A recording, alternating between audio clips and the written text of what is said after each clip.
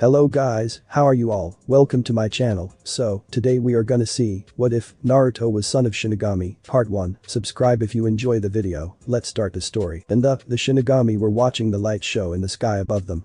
Not even a few minutes ago, the Soul Society was put on high alert due to an invasion by a group of Ryoka. The captains of the 13 court guard squads were watching the spectacle, while one captain was staring at it, reminded of what happened 6 years ago. Soifin stared at the bright light, watching as it sparked and glowed so much like the technique of a single man so long ago. She reached and clutched her hand over her heart. Taicho. Soifin was broken out of her trance. Taicho, what is wrong? Amida Marichio looked at his Taicho in worry. Soifin blinked several times, it was nothing at all. Soifin looked at her lieutenant with a steeled expression. Have all 2nd Division troops ready for combat. If those Ryoka get through, then we need to capture them quickly. The last thing that we need to deal with at the moment is chaos now. Marichio stood straight. Hi Taicho. Amida turned towards the 2nd Division members next to him. You heard Soifin. Taicho move out. They ran off, but suddenly stopped when they saw the massive light split apart into separate directions. Soifin cursed, damn new strategy. She turned to Amida, follow 11th Division, try to locate the Ryoka now. The 2nd Division scattered into the 4 directions towards the place where they saw the lights go, while Soifin let a single tear fall from her eye. Minamoto-kun, she wiped away her tears, cursing her nostalgic tendencies, and then headed off to locate the Ryoka. Time skip 8 hours later. Soifin sighed as her and her squad entered the barracks. They had not found any trace of the Ryoka. And unlike the 4th Division, they did not carry energy pills around at all times, so her squad needed rest. And today had been incredibly stressful for her. She had to leave the squad group several times. That light created by the Ryoka brought up so many memories she had tried to suppress for years, and everything she saw after that reminded her so much of things she had hoped to forget. Marichio saw the state his captain was in. Taicho, are you alright? She inhaled deeply and spoke in a cold voice, but Marichio heard the emotional strain in it. Lieutenant, I wish to be alone for a few hours. Please let all squad members know that I am to be left alone. Should they disturb me, I will kill them personally. She walked away from Amida and headed towards her quarters while Marichio thought to himself, what the hell is up with the captain? He sighed to himself and walked towards the sleeping quarters for the rest of the squad to deliver the message. But Soifin walked through the barracks trying to hold on in the coming years. She swept past every one of her subordinates and refused to make eye contact with anyone. She saw the entrance to her quarters and sprinted for it. She slammed open the door and closed it shut behind her and then broke into sobs. She curled herself into a ball and simply laid there crying, all the while thinking to herself, Minamoto-kun, my Sachi, why did you have to die? I have lost everyone I ever cared for. Why did I have to lose you both? She sobbed into the night. For an hour she just laid there crying. When she finally stopped crying, she simply lay there, tracing the floor with her index fingers, mumbling to herself questions of why and how. After an hour of doing this, she gently pushed herself up, but because of the physical strain on her body from patrolling and crying, it was rather difficult. She finally managed to push herself up. She looked at her closet and walked towards it. When she got there, she reached for her captain's Haori and removed it, gently folding it in even parts. She then removed hers and Pakuto and placed it on her bedside. She turned towards the mirror in her room and began to remove her on Mitsukito uniform. First she removed the upper portions and gently began to reveal her skin. And showing a few scars on her body from when she trained with Yuruchi, she revealed her medium-sized breasts. Both were perking up from the cold in the room. She then removed her lower half of the uniform, revealing a pair of black panties. She looked at her body and began to trace the scars on her body. On her upper left shoulder were 5 slash marks from an animal Yuruchi had sparred with her in cat form and accidentally cut too deep on her back. She traced a scar she got from fighting an extremely powerful hollow. She had barely made it out of there alive, and the last scar, the one going across her stomach, the one that was a permanent reminder of what she almost had. The scar was the result of a cesarean section from the one and only child she ever had. They had to cut out the child because the strain from the birthing would have killed them, both had they not. She let more tears flow from her face and wiped them away. She reached for the closet and opened it, revealing several night kimonos. She reached for a blue one with see-through lace. It was always her favorite, after all it was the only thing she had left from her husband. She placed on the kimono and walked over to another door. She sighed and opened it, revealing a shrine. She kneeled down and began to light candles. As she prayed, the shrine held a single picture of a man with blonde spiky hair, electric blue eyes, and a winning smile. He was wearing a white cloak with flames licking the bottom of it. It looked much like her captain's Haori minus a few differences. The man in the photo was her now deceased husband Namikaze Minato. She looked at the picture and then at the wedding band in front of it. She reached for it and looked at what was engraved on the band. To my loving Bumblebee, my beautiful wife, I will love you even beyond death. Soifin could not take it anymore. She fell over and dropped the wedding band and let a few tears fall. She did not notice 1 year land on the gem of the wedding band until the gem glowed bright. Same time, Konoha was silent tonight. The sky was dark.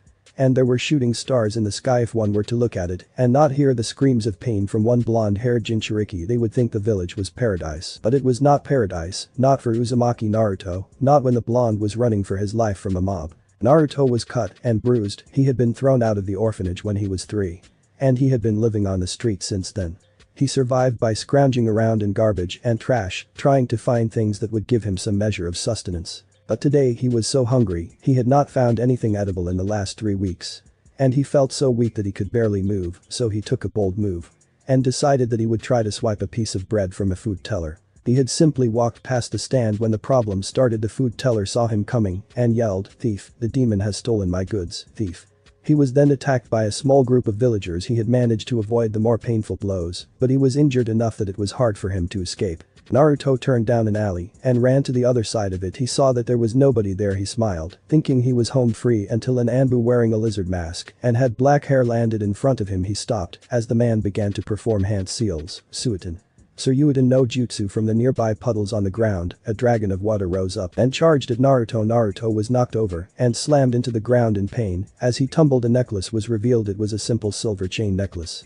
And had a hornet as the medallion was glowing. Naruto pushed himself up and tried to run, but found that the mob had finally caught up to him. The leader of the mob shouted, "Excellent work, Shisui, thanks to you we can finish off the demon once and for all." Naruto cowered as the mob advanced on him, unaware that his cries for help would soon be answered. Back with Soifin. Soifin saw the glow of her wedding band and she was quivering. Impossible how the band would only light up if Minato's "Oh God, oh Kami-sama." She grabbed the band and spoke a chant. Suddenly the ring lit up and she saw something that shocked her to no end. Her son, the child born from the love between her and Minato, was in fact alive. She saw that Naruto's eyes were wide with fear. "Sachi, what's wrong?" She then saw a beer bottle smash into his face, cutting it up. "No." She saw the mob advance on him and her eyes widened with fury. "How dare they, how dare they, how dare they, how dare they harm my Sachi." She released a massive amount of spiritual pressure that was felt throughout the barracks and throughout the other side of Sarate. Iruchi stopped on the roof she was on as she felt the spiritual pressure coming down on top of the entire city. This spiritual pressure is Soifin's, but how did it get so powerful? She looked in the direction of 2nd Division barracks as she felt the pressure crushing down around her. Back with Soifin. Soifin grabbed her Zanpakuto and jumped through the window. Not even a second later, her squad came running into her room to see her jump out the window. Amida cursed, "Damn it, all units, follow Captain Soifin now." The members of Squad 2 followed Amida, who was trying and failing to catch up with Soifin. Soifin jumped over the buildings and headed directly for the Shinkamen. "I will not let them hurt my children ever again." She ran through hand seals and threw an energy bolt at the controls for the Shinkamen. The gate glowed and Soifin ran through them. Her squad stopped in front of the gates. One of the squad members ran towards the gates. "Wait." The squad member turned around to see Amida looking at him. "Soifin Taicho is heading somewhere, and by the feel of her spiritual pressure, we would only be a nuisance to her." The squad looked at the still open Shinkamen, wondering what was so important that their captain went in, releasing enough to be felt all the way to Rukongai. But Naruto had been beaten into unconsciousness and the mob was surrounding him. A single ninja walked up and poured a vat of gasoline over the blonde and then took out a match. "Burn in hell, demon." The shinobi were about to light the match when a great light shined above their heads. They all looked up to see a paper door open and a light wash out, and then they saw a woman wearing a katana around her waist and wearing a partially see-through kimono. The man stared lecherously at the extremely beautiful woman. "Hey, looky here boys, it seems Kami-sama has sent us a lovely angel for us to play with for killing the demon. Let's not disappoint her." The man would have continued his tirade had the woman not yelled out. Pado 31. Shakaho. She thrust her palm out and an orb of crimson light that was sparking off massive amounts of spiritual pressure formed in her hand before she fired it at the mob group, killing all who were hit by it, which included about 20 civilians and 3 shinobi. She landed where her attack hit and quickly ripped out her katana. Hey. She attacked the civilians brutally and sliced them open, spilling their internal organs over the ground. A shinobi ran at her, but she simply sidestepped him before grabbing the back of his head and brutally smashing his face into the concrete wall. She finished off the last of the mob before she turned to the profusely bleeding Naruto. She wasted no time and ran over to him. "My Sachi, thank Kami-sama you are alive." She placed her arms around Naruto and gently lifted him up. At the end of the alley, Sarutobi and a group of Anbu arrived. They were shocked to see the alley littered in blood and dead bodies, but they were even more shocked to see the woman, especially the three Anbu wearing a cat, rat, and snake mask. "Soifin-sama." They did not have time to ask, as Soifin looked at the still open Shinigami and jumped towards it. Sarutobi ran to stop her, but he was not as fast as he used to be. Sarutobi watched as the Shinigami began to close, but was surprised when it stopped closing. "Whatever that door is, we need our top forces to go in after Naruto. I will not fail Minato's last wish." He turned towards his shinobi. "Everyone, locate all members of Anbu unit Musayoru. Have all members ready for S-rank combat. No one is exempt. Go." A resounding group of highs was heard as the Anbu scattered to locate the members via special flare. The Anbu circled up and went through hand seals and then slammed their hands onto the ground. "Ninpo. Musayoru." A tangent of seals spread out from their palms and then shot into the sky. The light quickly transformed into the symbol for Musayoru, a 6-point star with a single crescent moon in the middle of the star. All around the village civilians were disappearing and using Shunshin to arrive at the place the Hokage was standing. The woman with crimson red hair saw the Musayoru symbol and narrowed her green eyes. "Looks like I can finally let loose after 6 years." She disappeared in a whirlpool Shunshin and appeared before the Sandame. Sandame looked at the group. "Attention, an unknown person has kidnapped Uzumaki Naruto. We must go and retrieve him. Come on." Sarutobi tore off his cloak and revealed his battle gear. He jumped up and leapt towards the Shinigami, his Anbu following close behind. The red-haired woman, who was wearing an Oni mask, was still stuck. Did he say Uzumaki? She had no time to ponder this, as she jumped into the Shinigami. Uzumaki Kushina would get her answers soon enough. Back in Sirte, over 2 hours had passed in Sirte, for some reason, the human world and Hueco Mundo all had various different time zones to the point where there could be several years difference between the worlds. No one was able to figure it out, so no one was able to get the pattern in. Amida stared at the Shinigami his captain had gone into. "What is taking her so long? She should have come out by now." He was about to keep waiting when he saw an orange-haired girl with an impressive bust wearing clothes that clearly belonged in the human world. "Hey, Arioka captured her now." The squad ran at her. She yelled something into the alley behind her. Amida could have sworn he heard something like "Jiru or Mary" or something like that, but he paid it no mind when the girl was brought before him. "Well, looky here, it seems our squad has captured Arioka, and a rather cute one at that." He grinned at her. "Oh, don't worry. Unlike other Soul Reapers, we do not take advantage of our position, so you won't be humiliated per se." He reached for her. "However, I am sure our captain will have fun interrogating you if you." Before he could continue, the Shinigami flashed as Soifin came running out carrying a bundle. "Out of my way." She ran through the group, knocking over several of her squad members. She ran towards the center of the Sirte, not even bothering to look back. Marichio looked at the rest of the squad. "Come on, bring the Ryoka, we have to follow the captain now." 2nd Division followed the orders and headed after Soifin, while Orihime was carried like a burlap sack by one of the larger members of the squad. She looked at the Sirte. It was beautiful if you didn't see the trail of blood. What she looked to see the trail of blood and saw that it lessened, but she saw the trail of blood coming from whatever it was that Soifin was holding. She suddenly felt something wet on her face. She reached up and felt it. It was a liquid, but it was also thick. She looked at her hand and nearly wretched, it was blood. Soifin saw that Naruto's wound was bleeding and tore off a piece of her kimono. She did not care if it was a gift from Minato. She would forever be turning in her grave if she ever allowed her son to die, regardless of her husband. She saw that they were near the barracks of the 4th Division and crashed right through the doors, knocking over the medics who were in the room. The woman who had long black braids that crossed over her chest turned around and her eyes widened at the sight of the person in Soifin's arms. "Soifin, what happened?" As there she was silenced when Soifin ran up to her and shoved Naruto into her arms, staining her haori with blood. "Heal him now." Soifin gave Unohana a look that left no room for argument. "I will heal him, but why are you so?" Her question was cut off as Soifin fell to her knees, tears falling from her face. Soifin barely managed to choke out, "Please heal him, save me." She could not continue as she was too overwhelmed to do anything more than cry. Unohana sighed. Isane, a white-haired girl that was built very well with a very cute bust, came out of a nearby door. "Please bring this child to the medical wing, and hurry." The woman known as Isane saw the state of the child and screamed to the rest of the medics. "All of you, front and center, we have a level 5 emergency surgery required. All available surgeons follow me." She grabbed Naruto and headed towards the surgery ward. Soifin sat down on a nearby bench while the rest of her squad entered the barracks. Soifin Taicho, one of her subordinates, said, "What is going on? Who was the young boy you were carrying?" Soifin looked at her subordinate and sighed. "That boy, the one I carried in my arms, as I should have done so long ago, is my Sachi." "What?" You mean to tell me that Soifin is a mother? Everyone turned to see that Amida was hyperventilating at the information. When the hell did this happen? Soifin sighed as she looked at the ground. It's a long story. It all started when I went to a new world to locate sudden appearances of hollow energy. You remember I went missing for 4 years. If you do. Flashback. Soifin ducked to avoid a swipe from the claw of a large hollow. The hollow looked very humanoid and had a turtle skull-shaped mask. The hollow chuckled. Oh, how delightful, some delicious food for me. It jumped at her with its mouth wide open. Pado 31.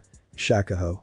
A red blast of energy came out of her palm and tore into the hollow, dispersing it. She fell over and began to realize she had been tasked by the head captain to explore this world, a place where hollows seemed to be few in number, but were far more powerful. That turtle-like hollow was the third one she has faced, and it part on Jillian class. She got up and groaned. Damn it, this is pathetic. I am a member of the Fawn family, trained to be an assassin. And I am the captain of the 2nd division, and I am weakened from fighting only 3 hollows.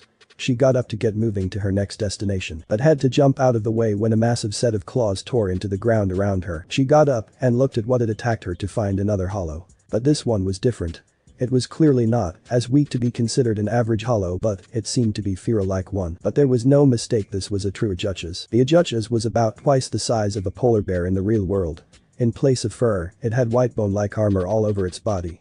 The creature's teeth were pure white, with large amounts of crimson and green, most likely leftovers from meals. Its claws were black and sharp.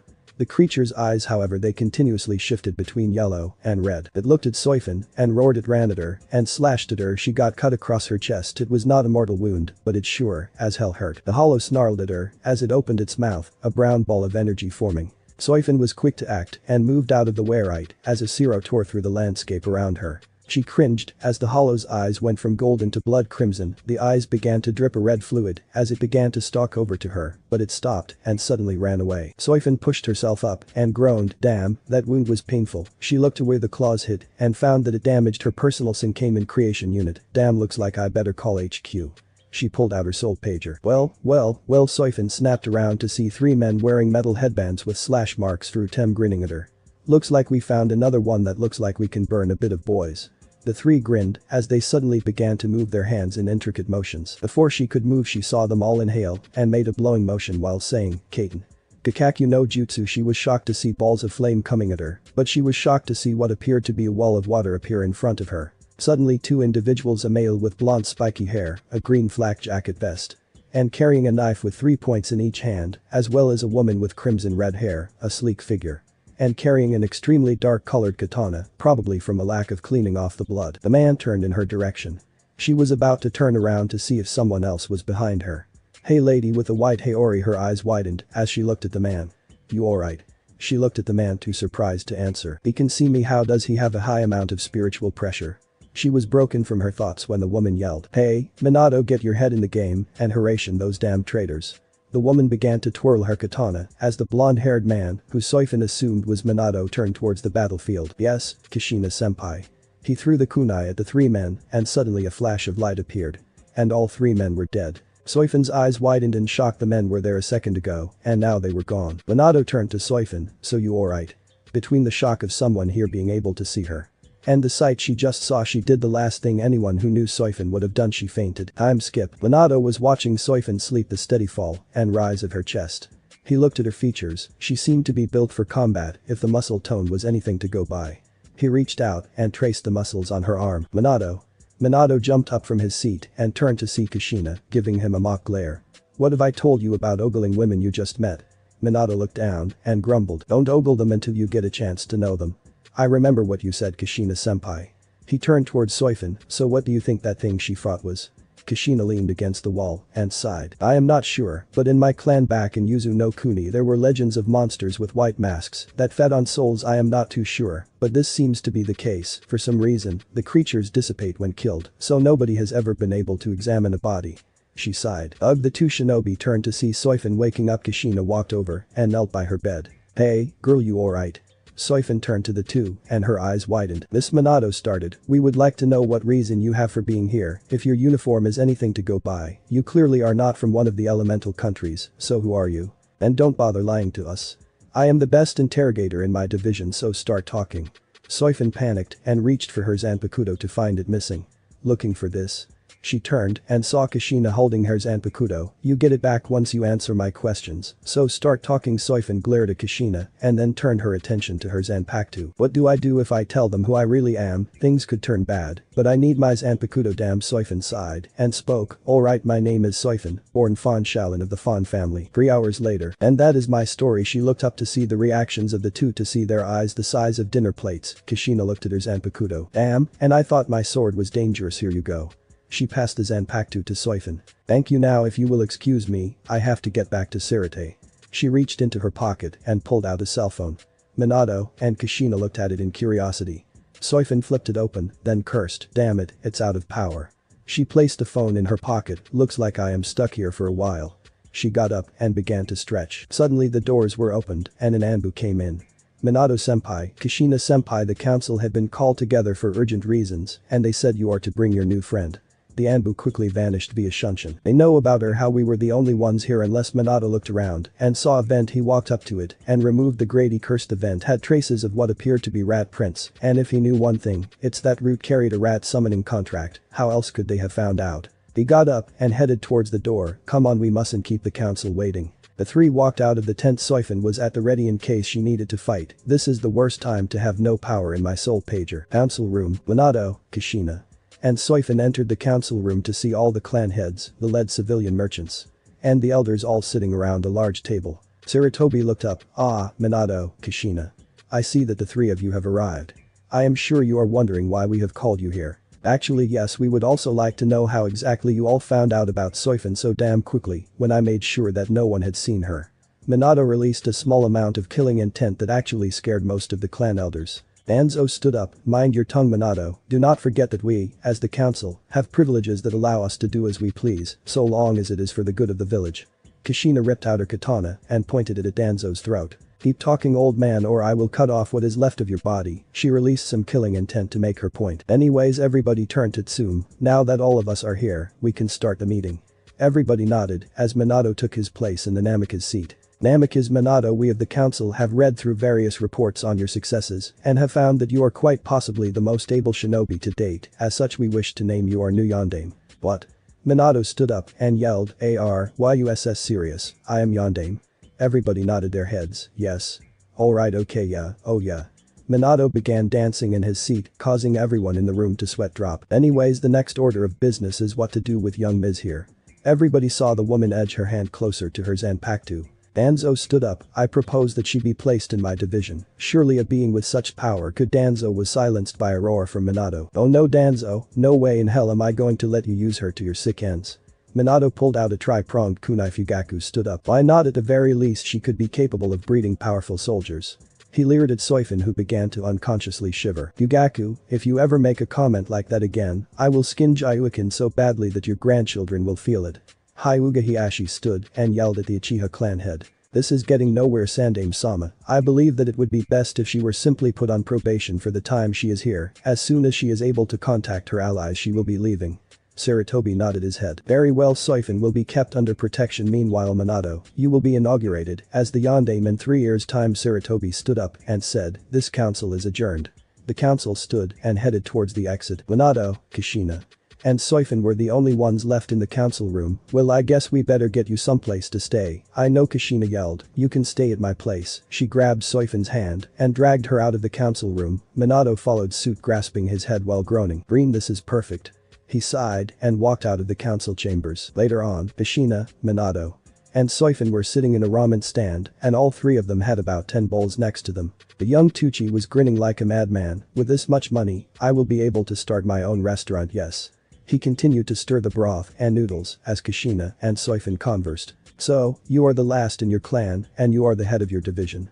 She began to chew down on some more ramen while Soifin answered. Pretty much, man, this stuff is good. She gobbled down another bowl of ramen. Yep, when me and Mina-chan here, she said while pinching Minato's cheek. First we had a ramen eating contest. I kicked his ass and ever since then he has called me senpai. Soifin looked at Minato with a raised eyebrow. Is this true? Minato nodded his head as his mouth was full of ramen noodles. Yep, it's true. Ever since we have been great friends, although the rumors going around that he and I are dating are extremely annoying. She huffed as she glared at a nearby civilian who seemed to be talking about them. Soifin giggled. She may be stuck here for a while, but after what she has seen it can't be all that bad. Time skip 8 months later. Kushina, Minato, and Soifin were at a beach after they had secured a victory for Konoha and Kurigakure. They had managed to defeat the Sandai Mizukage and had instated Yugura, the Jinchuriki of the Sanbi, to lead. Soifin was wearing a one-piece bathing suit that perfectly complemented her features. Kushina was wearing a green two-piece, and Minato was wearing a simple bathing suit. The three were throwing a frisbee around, albeit poorly, especially since Soifin and Minato were ogling each other when the other was not looking. Over the last 3 months, the two have grown fond of each other. Kushina was grinning off to the side. Time for plan matchmaker. She walked past Soifin, who was ogling Minato, and accidentally tripped her. She fell over as Minato was turning around, and the two crashed into each other in a very compromising condition. Soifin was straddling Minato, while Minato had his arms around her waist. When he tried to catch himself, the two looked at each other and proceeded to blush like tomatoes. Minato stuttered, "Soifin-chan, I." He was silenced when Soifin did something he never expected her to do. She kissed him right on the lips. Minato's eyes widened as Soifin connected her lips with his. She separated for breath and placed her hand on Minato's face. "Minamoto-kun," she rested her head on his chest and said, I love you." Minato looked at Soifin in shock, but it quickly turned to happiness. "Soifin-chan, I love you too." He pulled her chin up to face him and their lips connected. Kushina was off to the side grinning. Operation Matchmaker success. Time skipped 2 years and 4 months later. Minato stood on top of the Hokage Tower wearing his new uniform with his wife Soifin at his side. The two had gotten married a week ago with only a few people attending due to the fact that they wanted to keep it secret. He walked towards the balcony and spoke up, "People of Konohagakure no Sado. I am pleased to announce that I, Namikaze Minato, have been named your Yondaime Hokage." The crow cheered as they threw many objects in the air, ranging from streamers to their own hats. Minato smiled and returned inside. Kushina was at the side grinning, "Well, Mina-chan, it seems you finally got your dream." Minato smiled at Kushina and walked over to his wife. "Yes, I got my dream," and kissed Soifin's head. "And more." He kissed Soifin as she grabbed the back of his head. Kushina rolled her eyes. "Oh boy." Time skip. Kushina was babbling incoherently as she heard what Minato said. "Are you serious, Minato?" And Soifin smiled as the Shinigami captain patted her belly, which was noticeably a bit bigger. "Yes, I am serious, Kushina. In 6 months me and Soifin will have a child and we want you to be the godmother. Jiraiya has already been nominated as the godfather and we believe you would be the best influence on our child." Kushina began to stammer while Soifin smiled. "Yes, I could not think of a better person to be the godmother, so please Kushina, will you accept?" Kushina sighed as she looked at Minato. "You two are going to keep asking me until I agree, aren't you?" The two nodded, causing her to smirk. "Alright, we'll keep an eye on your little cherub." The three continued with conversations as to when the baby would be born and other things. Soifin smiled when she first came here. She could not wait to go home and now she doesn't want to leave. She looked at her belly and smiled. "My little Naru-chan, you have made mommy so happy," she sighed to herself as she placed her head on her husband's shoulder, smiling. 6 months later. Soifin was screaming in pain as she was giving birth. She was losing blood and fast. The doctor in charge cursed, "Son of a bitch, if we don't do something both of them will be dead. We need to perform a cesarean section now." He pulled out a scalpel and looked at Soifin. "Soifin-sama, I am sorry, but we need to perform a cesarean section. This will hurt." Before Soifin could say anything, the doctor placed the scalpel in her flesh and proceeded to open an entrance to her womb. Soifin screamed in pain. Why of all days did the Kyuubi have to attack today on the day of her child's birth? The doctor finally removed the scalpel and gently used medicine to keep Soifin alive. He sighed as he gently pulled out a crying blonde-haired baby. Soifin was panting and cringing in pain and the other mednins immediately began to heal up her wound. She looked to the side and grabbed a small chain with an amulet on the end and said, "My baby G, give me my baby." The doctor complied and placed Naruto gently in her arms. She smiled as she placed the necklace around his neck. "You will never have to take this necklace off, it will grow as you do, my son." She nuzzled her son's cheek and sighed. Minato appeared in a golden flash. "I am so sorry." He fell over and began to cry. Soifin pushed herself up. The mednins had managed to heal all her wounds, but she was still tired. "What is wrong?" Minato wrapped Soifin in a hug. "Kyuubi is too strong." I sobbed even harder. "I have to seal him, and our son is the only one who can contain him. I am so sorry." He cried as he held onto Soifin tighter. Soifin caressed the back of his head. "Minamoto-kun, I don't care if the Kyuubi is sealed inside our son. I will always protect him no matter what." Minato picked himself up and took Naruto from her, whispering apologies. He jumped out the window and headed towards the battle. Soifin was about to get back in bed, but stopped when she heard the splatter of blood and the slashing of flesh from outside. She grabbed her Zanpakuto and broke down the door. She was appalled at the sight. The entire floor was caked in blood and dead bodies. She looked around, awed. She turned to where she heard the noise and saw a doctor get bitten in half, but it was what bit the doctor in half that shocked her. It was the same hollow she fought just before Minato saved her life. She snarled as she saw the bear-like hollow look at her. She quickly pulled out her Zanpakuto, stinging all enemies to death. Suzumabachi, her Zanpakuto glowed a golden color as it wrapped around her hand, forming into a golden gauntlet with a long stinger on her middle finger. The bear Ajuchas roared loudly and attacked Soifin. She was grabbed by the Ajuchas in its jaws, but she managed to reinforce chakra around her body to avoid being impaled. She slashed Suzumabachi across the Ajucha's eye. The bear hollow quickly let go of her and grabbed its eye. A butterfly-like tattoo revealed itself and began to bleed a bit. Soifin fell to the ground and cringed. Oh yeah, fighting an Ajuchas right after giving birth, yeah, not my best idea. She jumped away from a claw strike coming towards her by the bear hollow. She jumped back and delivered a kick directly to the hollow's chin and sent its head careening backwards. She delivered a kick to the hollow's throat and slashed across it with Suzumabachi. The hollow roared in anger and pain as its eyes began to glow like crimson fire as blood seemed to pour from them. It opened its mouth and let loose a massive crimson zero that tore apart the halls and part of the building. Soifin jumped out of the way and avoided the strike, but she did not expect the Ajuchas to swing around, wildly attacking and dismantling everything in sight while firing zero after zero from its mouth. What is with this thing? Kenpachi is less destructive than this thing. She jumped out and ran at the Ajuchas. Die. She was about to hit one of the death marks when it suddenly disappeared. Damn, those stupid marks only stay on for a few minutes, still shit.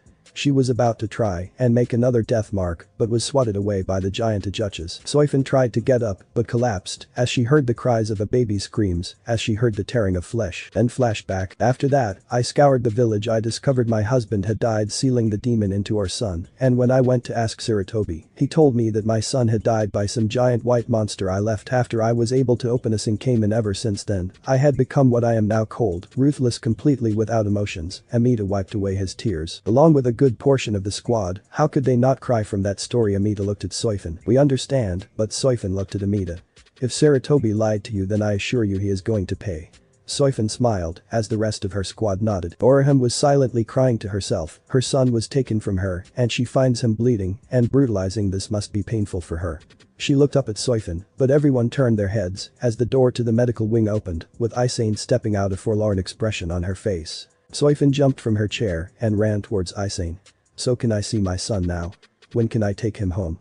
Can he eat my cooking? Isane placed her hand on Soifin's shoulder and let out a choked sob. Soifin Taicho, I am afraid that your son won't last the night. Soifin's eyes widened before she began to chuckle. Haha, okay, enough with the joking. So how is my son? Isane grabbed Soifin's shoulders and said, I am not joking, I am sorry, but by midnight tonight, your son is most likely going to be dead. Soifin collapsed. Isane was known for one thing, and that was when she delivered news. And she placed both her hands on their shoulders. She was not joking ever. Soifin began to whimper. No, Okami, no. She reared her head back and screamed, No, I just got him back, I can't lose him again. No, no, no, no. Soifin began to twitch and spasm. The rest of the squad had to grab her as she began to thrash around. Orihime saw the distress and then she remembered her powers. It's the only shot we have.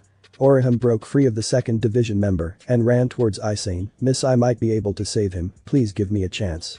Isane looked at Orihime. She sighed. Alright, but I doubt that there is anything you can do. Isane said while she slowly cried. Orihime ran into the room. Soifin saw this and stopped struggling, watching in anticipation as Orihime brought her hands in front of her. Shun Rika, her hairpins lit up and began to fly around. 6 little fairy-like individuals formed. The 6 fairy-like beings flew around. A feminine blonde-haired, one wearing a red piece of clothing, came forwards with a smile on its face. Orihime, what can we do for you? Orihime pointed towards Naruto. When the 6 saw the condition his body was in, they gasped. His body was torn open, his blood was flowing everywhere. And it looked like parts of his body were being attacked by the stitching alone. We need to heal him quickly. The blonde-haired sprite nodded and turned to a sprite that was wearing an abnormally large dress with flower-like markings on it. Ready? The sprite nodded her head. Orihime sighed. Soten Kissen. I reject. The 2 created a field of energy and hovered over the blonde. Everyone watched as Orihime had a look of determination on her face. Soifin was looking with so much vigor that she refused to close or blink. Orihime growled to herself, I will not stop, not until he is safe. she focused on the wounds more. Aisane was about to tell her to stop, that she was wasting her efforts when her eyes widened at what was happening. Naruto's wounds, even the massive gash in his body, were beginning to heal and close up. Everyone edged closer, not believing what they were seeing. Soifin was crying as she prayed, "Please don't leave me, Okami, please don't take him from me again." Orihime focused completely on the wound and the wound finally closed. She fell backwards but managed to keep herself from falling over. Aisane managed to catch her before she completely fell over. Unohana had watched the spectacle and was astounded, amazing, not even I could have healed those wounds. She looked at Orihime with pride, such a magnificent healer. Soifin was released from the holds of the other squad members. She slowly walked towards her son. She looked at him and began to trace the whisker marks. She turned to Orihime. Orihime watched as Soifin walked towards her and jumped towards her, wrapping her in a hug as she sobbed into her shoulder. Thank you, Soifin continued this as she tightened the hug. Orihime rubbed the distraught Shinigami's back. Meanwhile, the rest of the squads of both 4th and 2nd Division smiled. It wasn't every day you saw a Shinigami mother and child reunite. Crash! Everybody suddenly turned their heads towards where they heard the crash. They saw a young Shinigami member of the 4th Division. He seemed rather small, but Unohana knew him as Yamada Hinataro, 7th seed of the 4th Division. He panted as he stopped in front of Unohana. Unohana Taicho, Fukatecho Sasuke Chijiro of the 1st Division, arrived with 2 more seated officers. He says he is under orders from the Sateicho himself.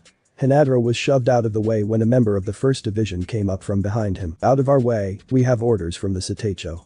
The 1st Division member looked up at Unohana. By orders of the Sateicho, the Ryoka in this building was to be brought before him immediately. Unohana was about to reply when Soifin answered for her. Tell the old geezer that she is under my protection. She turned back to her son. You bitch, how dare you insult the Sateicho, especially when he was gracious enough to allow your son to live. Soifin slowly turned towards the Shinigami. What did you just say? The Shinigami was either really brave or really stupid as he chose to answer her. Are you deaf? I just said that the Sateicho was gracious enough to allow your son to live when he could have simply killed it and protected it from an enemy. He smirked, thinking he had broken her will, misinterpreting her body's shakes. So you mean to tell me that the Sateicho knew my son was alive and he never told me? The man snorted as Sasuke Chijiro and 1 more member of the 1st Division came around the corner, their eyes widening in horror. No, you damn fool. Chijiro was too late as Soifin held up her Zanpakuto. Sting all enemies to death. Suzumabachi.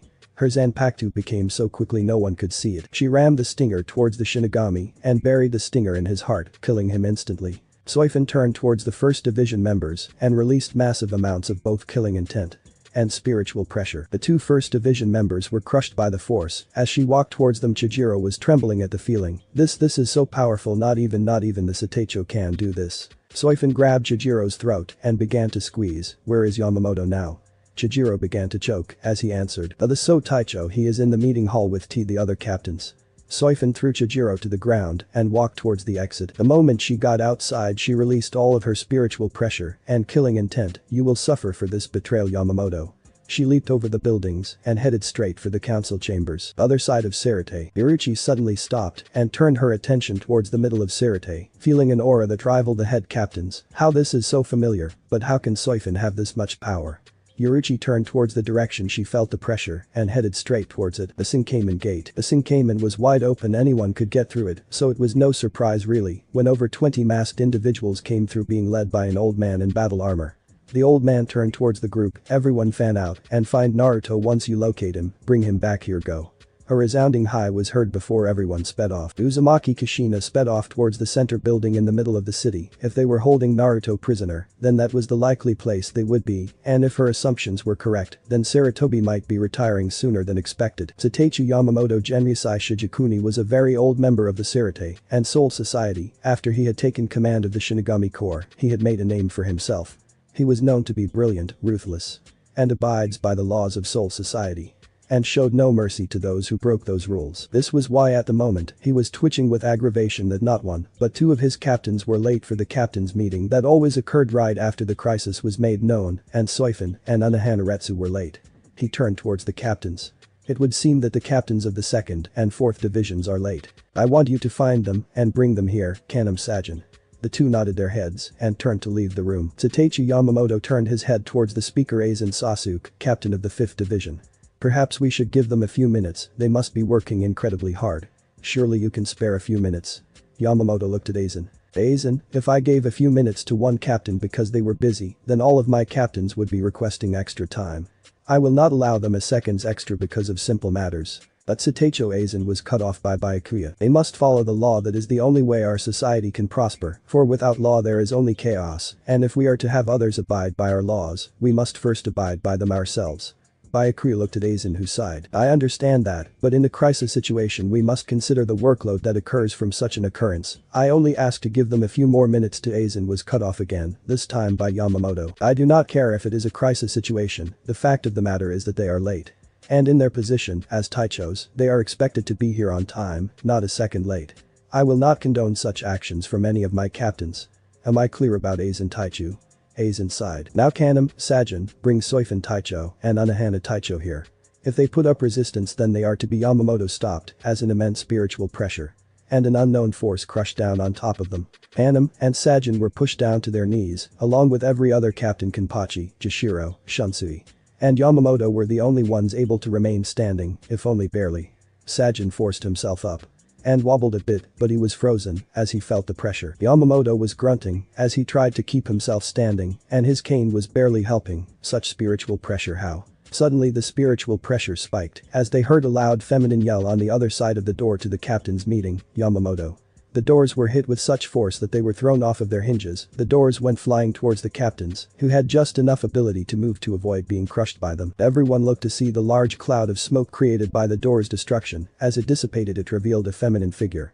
The person was Soifin, and she was pissed. She glared at Yamato and pulled up her Zanpakuto, string all enemies to death. Suzumabachi. Her Zanpakuto changed into Shikai, die. She ran towards Yamamoto, fully intending on running the stinger of her into his ancient heart. Yamamoto was so shocked by the spiritual pressure and the unknown energy that he was not able to move. I can't move. Soifin ran right at him. And, as soon as she hit the center of the room, she kicked the floor with enough force to send spiderweb cracks through it. Soifin snarled as she shot her Shikai out and aimed it for Yamamoto's heart. She was only a meter away from Yamamoto, whoosh shing clang, and was not more than an inch away from him when her arms were grabbed by Sajin and her sword was stopped by Kenpachi. She growled in anger as she saw she was only an inch away from killing Yamamoto. No, this man will die for what he did to me. He will pay for denying me my son. She began to push herself forwards to try and at least put a death mark on him. Sajin was struggling. No, I cannot allow her to kill Yamamoto Urg. Damn, she is strong. Sajin was struggling to hold back the enraged mother. Kenpachi was having no more ease. How can a weakling from the 2nd division be putting up this much of a fight? Oh, she would be fun to fight. He grinned murderously as he applied more pressure to push Soifin back. Soifin finally shouted, out of my way, Yamamoto will pay for what he has done to me. She directed a kick to Sajin's head, cracking it up the middle. She then used her spare hand and grabbed Kenpachi's sword. Kenpachi was about to slice through her hand when she used it to break his blade in half. Kenpachi was so shocked he did not see her foot coming at him until he felt it careen in between his eyes. She turned her attention to Yamamoto, die. And tackled him to the ground. Once he was lying on his back, she brought Suzumabachi up as she grabbed him by his throat. Kuroiken, black stinger. The stinger on her hand instantly turned black and began to release a dark. Be honored, you are the first person I have ever used this on, die you bastard. She threw her arm forward right towards Yamamoto's throat. Yamamoto saw her throw the hand forward and closed his eyes, awaiting the piercing of flesh clang, but opened his eyes to see Shunsui, Yuki take. And Kanem stopping her Kuroiken from running into his throat. Shunsui grabbed Soifin's arms and pulled her off the head captain. Now if Satacho was caught taking nude photos of you, I am sure we can resolve this civilly. Soifin kicked Shunsui in the balls for that comment, making his voice turn soprano, or maybe not. He fell over clutching his round tables as Soifin turned towards Yuki Take and Kanem, who were joined with Sajin and Kenpachi in getting in between her and the Satacho. Get out of my way. She pulled out Kuroiken once again and began to walk towards them. All 4 of them got out their Zanpakuto. Yuki Take chose to be the voice of reason. Soifin, I do not know why you wish to kill the head captain, but you are committing treason. Soifin glared at Yuki Take, and before anyone could even blink he was in the air being held by the front of his shirt. I will commit treason 1,000 times over if it means making that man pay for keeping my son away from me. What? Every last captain in the room screamed. The reactions of each captain varied. Toshiro was babbling like a drunken fool. Jin's eyes popped out of his sockets, revealing that they were red. Kanam's mouth hung wide open. Kenpachi was stuttering and repeatedly saying "Wahoo." He hand by Akriya was so wide-eyed that one would think they would soon fall out. Aizen let his glasses fall. Toshiro began to twitch. Shunsui snapped his fingers for not being able to tap that, and Sajin must have had some sort of reaction because he was slumped over, trying to keep his balance. "What I did not know was that you had a son. He must be quite interesting." Everyone turned their heads to Kuritsuchi Mayuri, Taicho of the 12th, who was twiddling his fingers while having that same mad expression on his face, showing he had a few experiments in mind. "Perhaps you can send him to me to see his natural inverness. Perhaps he could have developed some unique traits, especially since he was born a Shinigami's child." Soifin let go of Yukitake and pointed a Kuroikan at Mayuri and snarled out, "If you even think about laying a hand on my son for your twisted experiments, I will kill you extremely painfully." She turned her attention back to the group blocking her from killing Yamamoto. "Now move or I will send you all to hell with him." She began to release and Kai to make her point. Yamamoto stood. "I kept your child away from you for legitimate reasons." Soifin snarled at him. "Then tell me what those reasons are and I may decide to let you live." She got into a stance, ready to attack the Sateicho at any moment. "I do not need to divulge the reasons to." Soifin threw him back with the force of the spiritual pressure. "Talk now." She focused her into the stinger and began to walk forwards. Yamamoto groaned as he got up. "Fine." He stood up and looked at Soifin. "I kept your son from you because he was a half-breed. We have no knowledge of what a half-breed could do to the Serite. And so I and the Central 46 chose to keep him hidden from you." This only seemed to anger Soifin and shocked Kamamura. He kept her son from her because he was different. Sajin immediately began to think back to how he was treated when he was a child. He hated the glares and the loneliness, all because he was different. "You kept my son from me because the man I fell in love with was a human." She walked forwards with more fervor. "After Kyuubi attacked Konoha I went mad thinking he was dead." Sajin gasped when he heard the word Kyuubi come out of Soifin's mouth. "It can't be." He looked at Soifin as she snarled at the head captain. "He was also a Jinchuriki for that demon. That creature is stronger than 100 Basto Lord. What do you think would happen if Kyuubi got free?" Soifin glared at Yamamoto and snarled, "Frankly, I don't give a shit. He is my son and I will make you suffer for keeping him away from me." Soifin was about to shoot herself towards Yamamoto and finish him. "Wait." She stopped as Sajin yelled, Please, I wish to meet your son."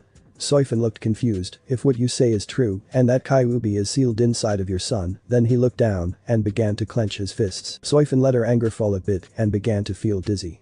Aizen and Jin managed to catch her before she fell over and her eyes were swirling from the power surge. "Ooh, look, kittens with pretty bee wings are so cute." Soifin began to babble out as she finally cut off the enormous amount of power. Jin looked at the rest of the captains with that same creepy smile. "Oh, don't be alarmed, she is merely suffering from a Reiatsu surge. She should be fine in a few minutes." 3 minutes later, Soifin was speaking coherently again, albeit she was having trouble standing, but she was alright. "Thank you, Jin Taicho." Aizen Taicho. Aizen smiled. "Not a problem, Sadik." The captains looked towards where the doors used to be and saw several Shinigami standing there. Sateicho, a larger group of Ryoka, have infiltrated the Serite. They are wearing white masks, but they are not hollows. They fight like a Shinigami would. And they are throwing the elements around as if it was nothing. They are being led by an elderly man with an outfit similar to ours. Soifin's eyes widened. "Anbu and Sarutobi, what are they doing here?" She turned towards Sajin. "Looks like we have to wait for you to meet my son." Sajin nodded his head as he walked out of the chambers, along with the rest of the captains, leaving only Soifin and Yamamoto. "Yamamoto, once this crisis is finished, I am going to be having a few words with you." She walked out of the chambers, leaving the Sateicho. He collapsed on the floor and began to pant. "I guess the old saying is true, hell hath no fury like a woman scorned." In the Serite, Ishina ducked as a member of the 11th Division slashed at her with his Zanpakuto. She backflipped and kicked him in the chin, sending him careening into 3 more Shinigami coming up the alley. She jumped on top of the building and performed hand signs. "Suiton."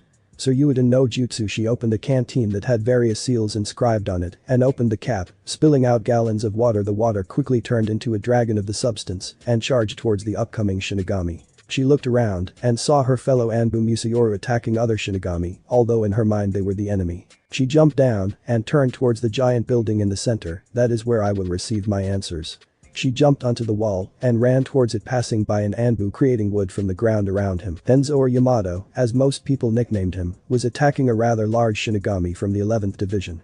He quickly performed that created a wall of wood between him and the Shinigami. The Shinigami quickly cut through it and hacked at Tenzo. Enzo ducked under the strike and delivered a sweeping leg kick to the giant of a man and sent him toppling backwards. Enzo jumped on the wall and saw Musayoru Oni heading towards the giant building in the distance. This is going to be interesting. He ran towards his fellow Musayoru. Kushina saw the rest of the Musayoru surround her flanks and grinned. This is going to be one hell of a fight. She then saw Sarutobi attacking a dozen Shinigami and Sandaime quickly finished them off and joined their group. Musayoru Oni, what is our group status? Kushina quickly answered. No casualties, 3 injured with D-rank injuries can still continue. Sandaime nodded his head. But now let's find Naruto and get out of here. He jumped forward and performed hand signs, Kuchius no Jutsu. A puff of smoke later, and Enma was at his side. Sarutobi, what is it? Hiruzen looked at Enma. We are on a search and rescue mission in Enma, and we need your help. Enma snorted in a happy way. Well, that's great, I have needed the exercise. He transformed into a longbow staff. The group of 21 hardened shinobi jumped over a wall and went stock still at the side over it. Standing in front of them were over 100 Shinigami, all of them ready for combat. Kushina pulled out her katana and roared, Musayoru attack. The Anbu attacked while Sarutobi went through a set of hand signs, Kaiten. Karyuenden. He breathed out of his mouth and sent a massive dragon of fire from it.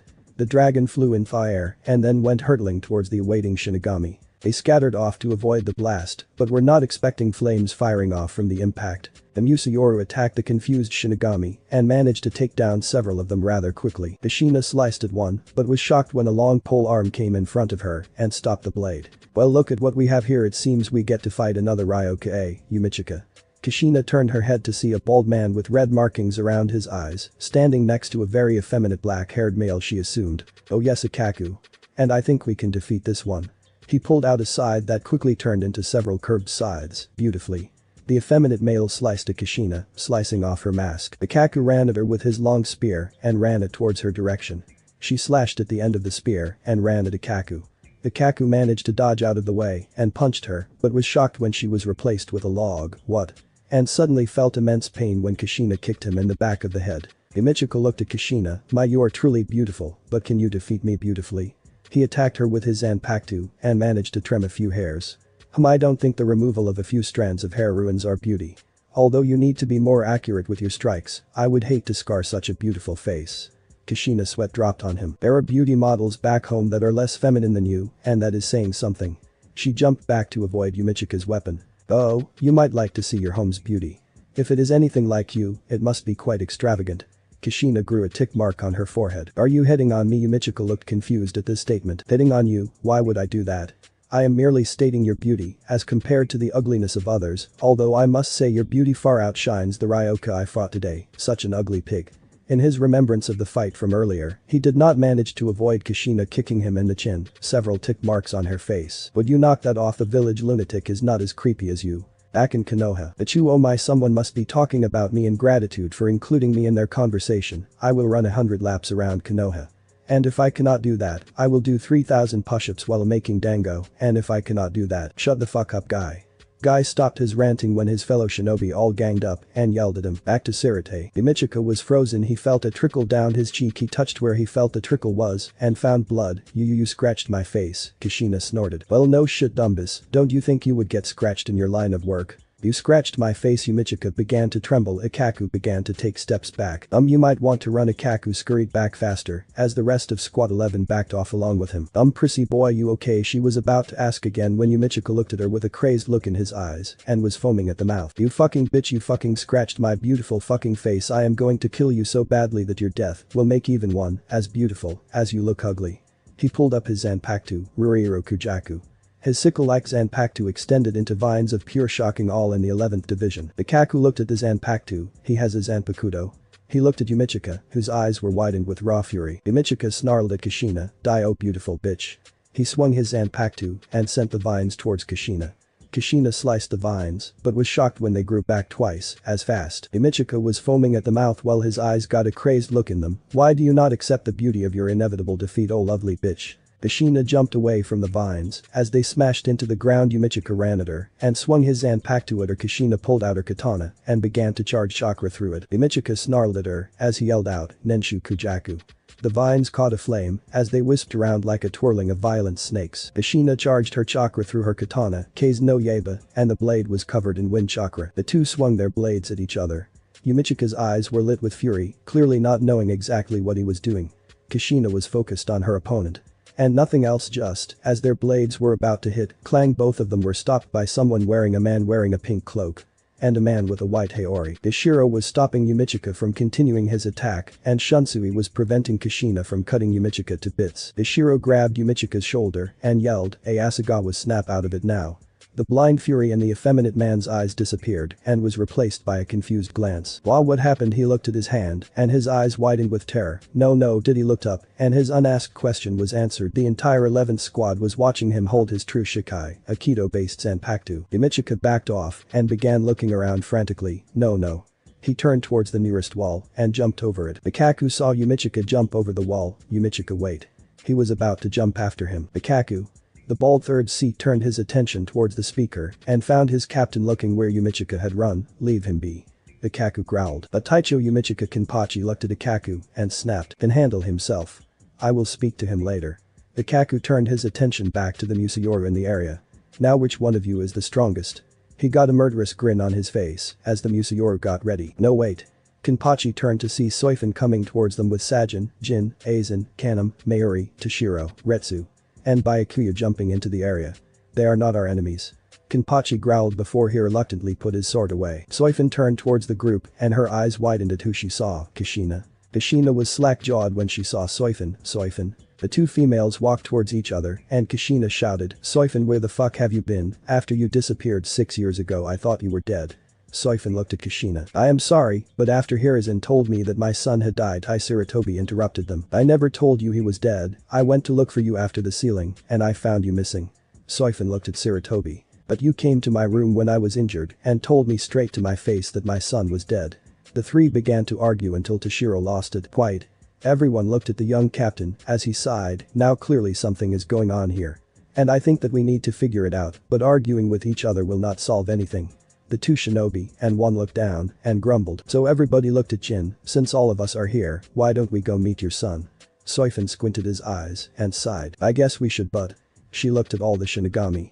"If even one of you tries to pull a fast one and hurt my son, I will kill you myself."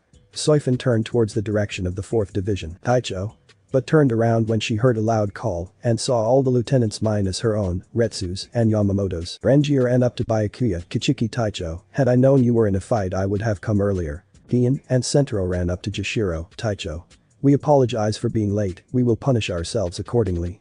The two then began to argue with each other to see who was more devoted to the captain. Momo painted, and as she got to Aizen, "Taicho forgave me. I was delayed."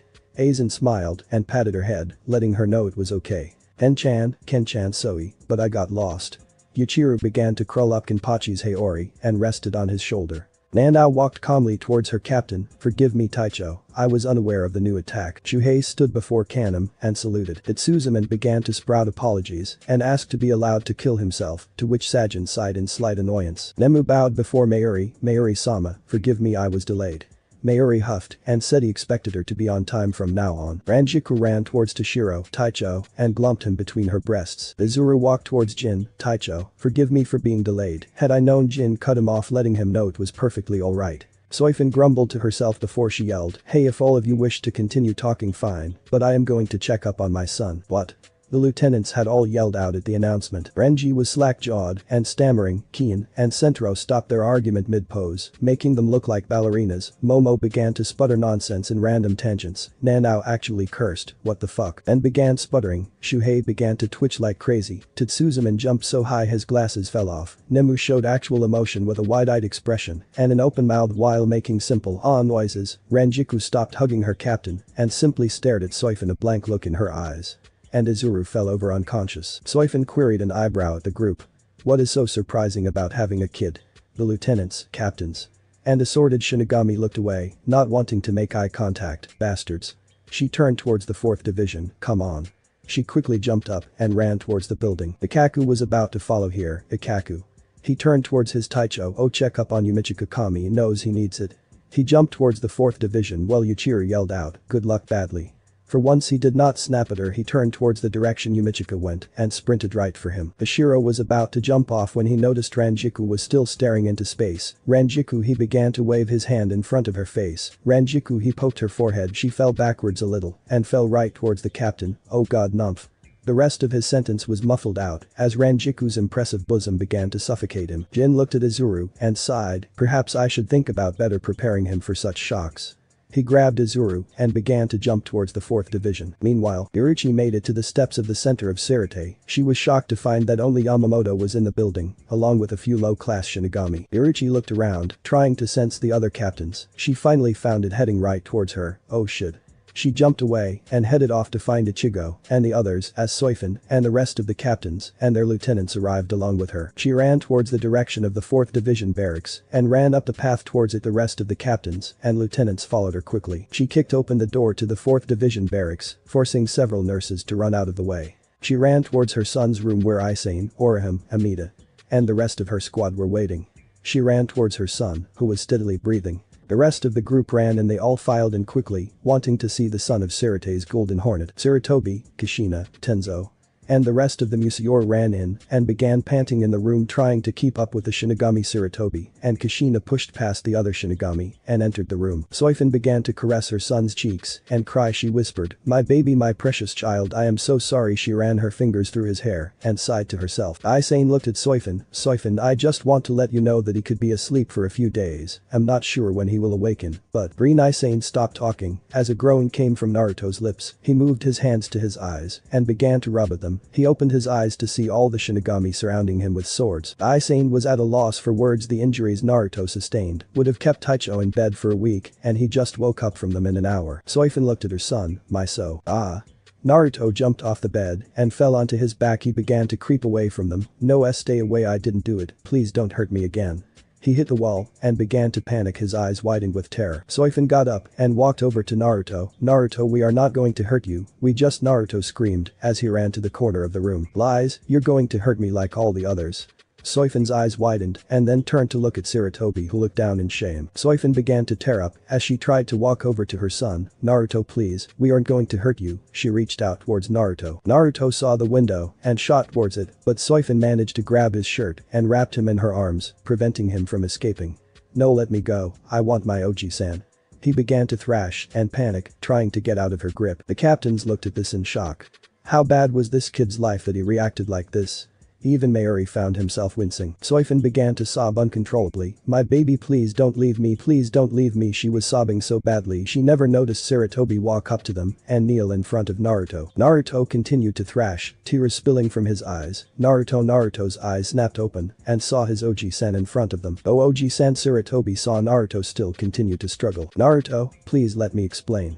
Naruto continued to thrash as Soifin whimpered from emotional pain. "When you were born we thought that both of your parents had died, but it seems that your mother was deceived into thinking you were dead." Naruto's eyes widened. "His mother was alive. Your mother, Naruto, is the woman holding you in her arms." Naruto's eyes widened as he slowly stopped his thrashing and began looking between Soifin and Sarutobi.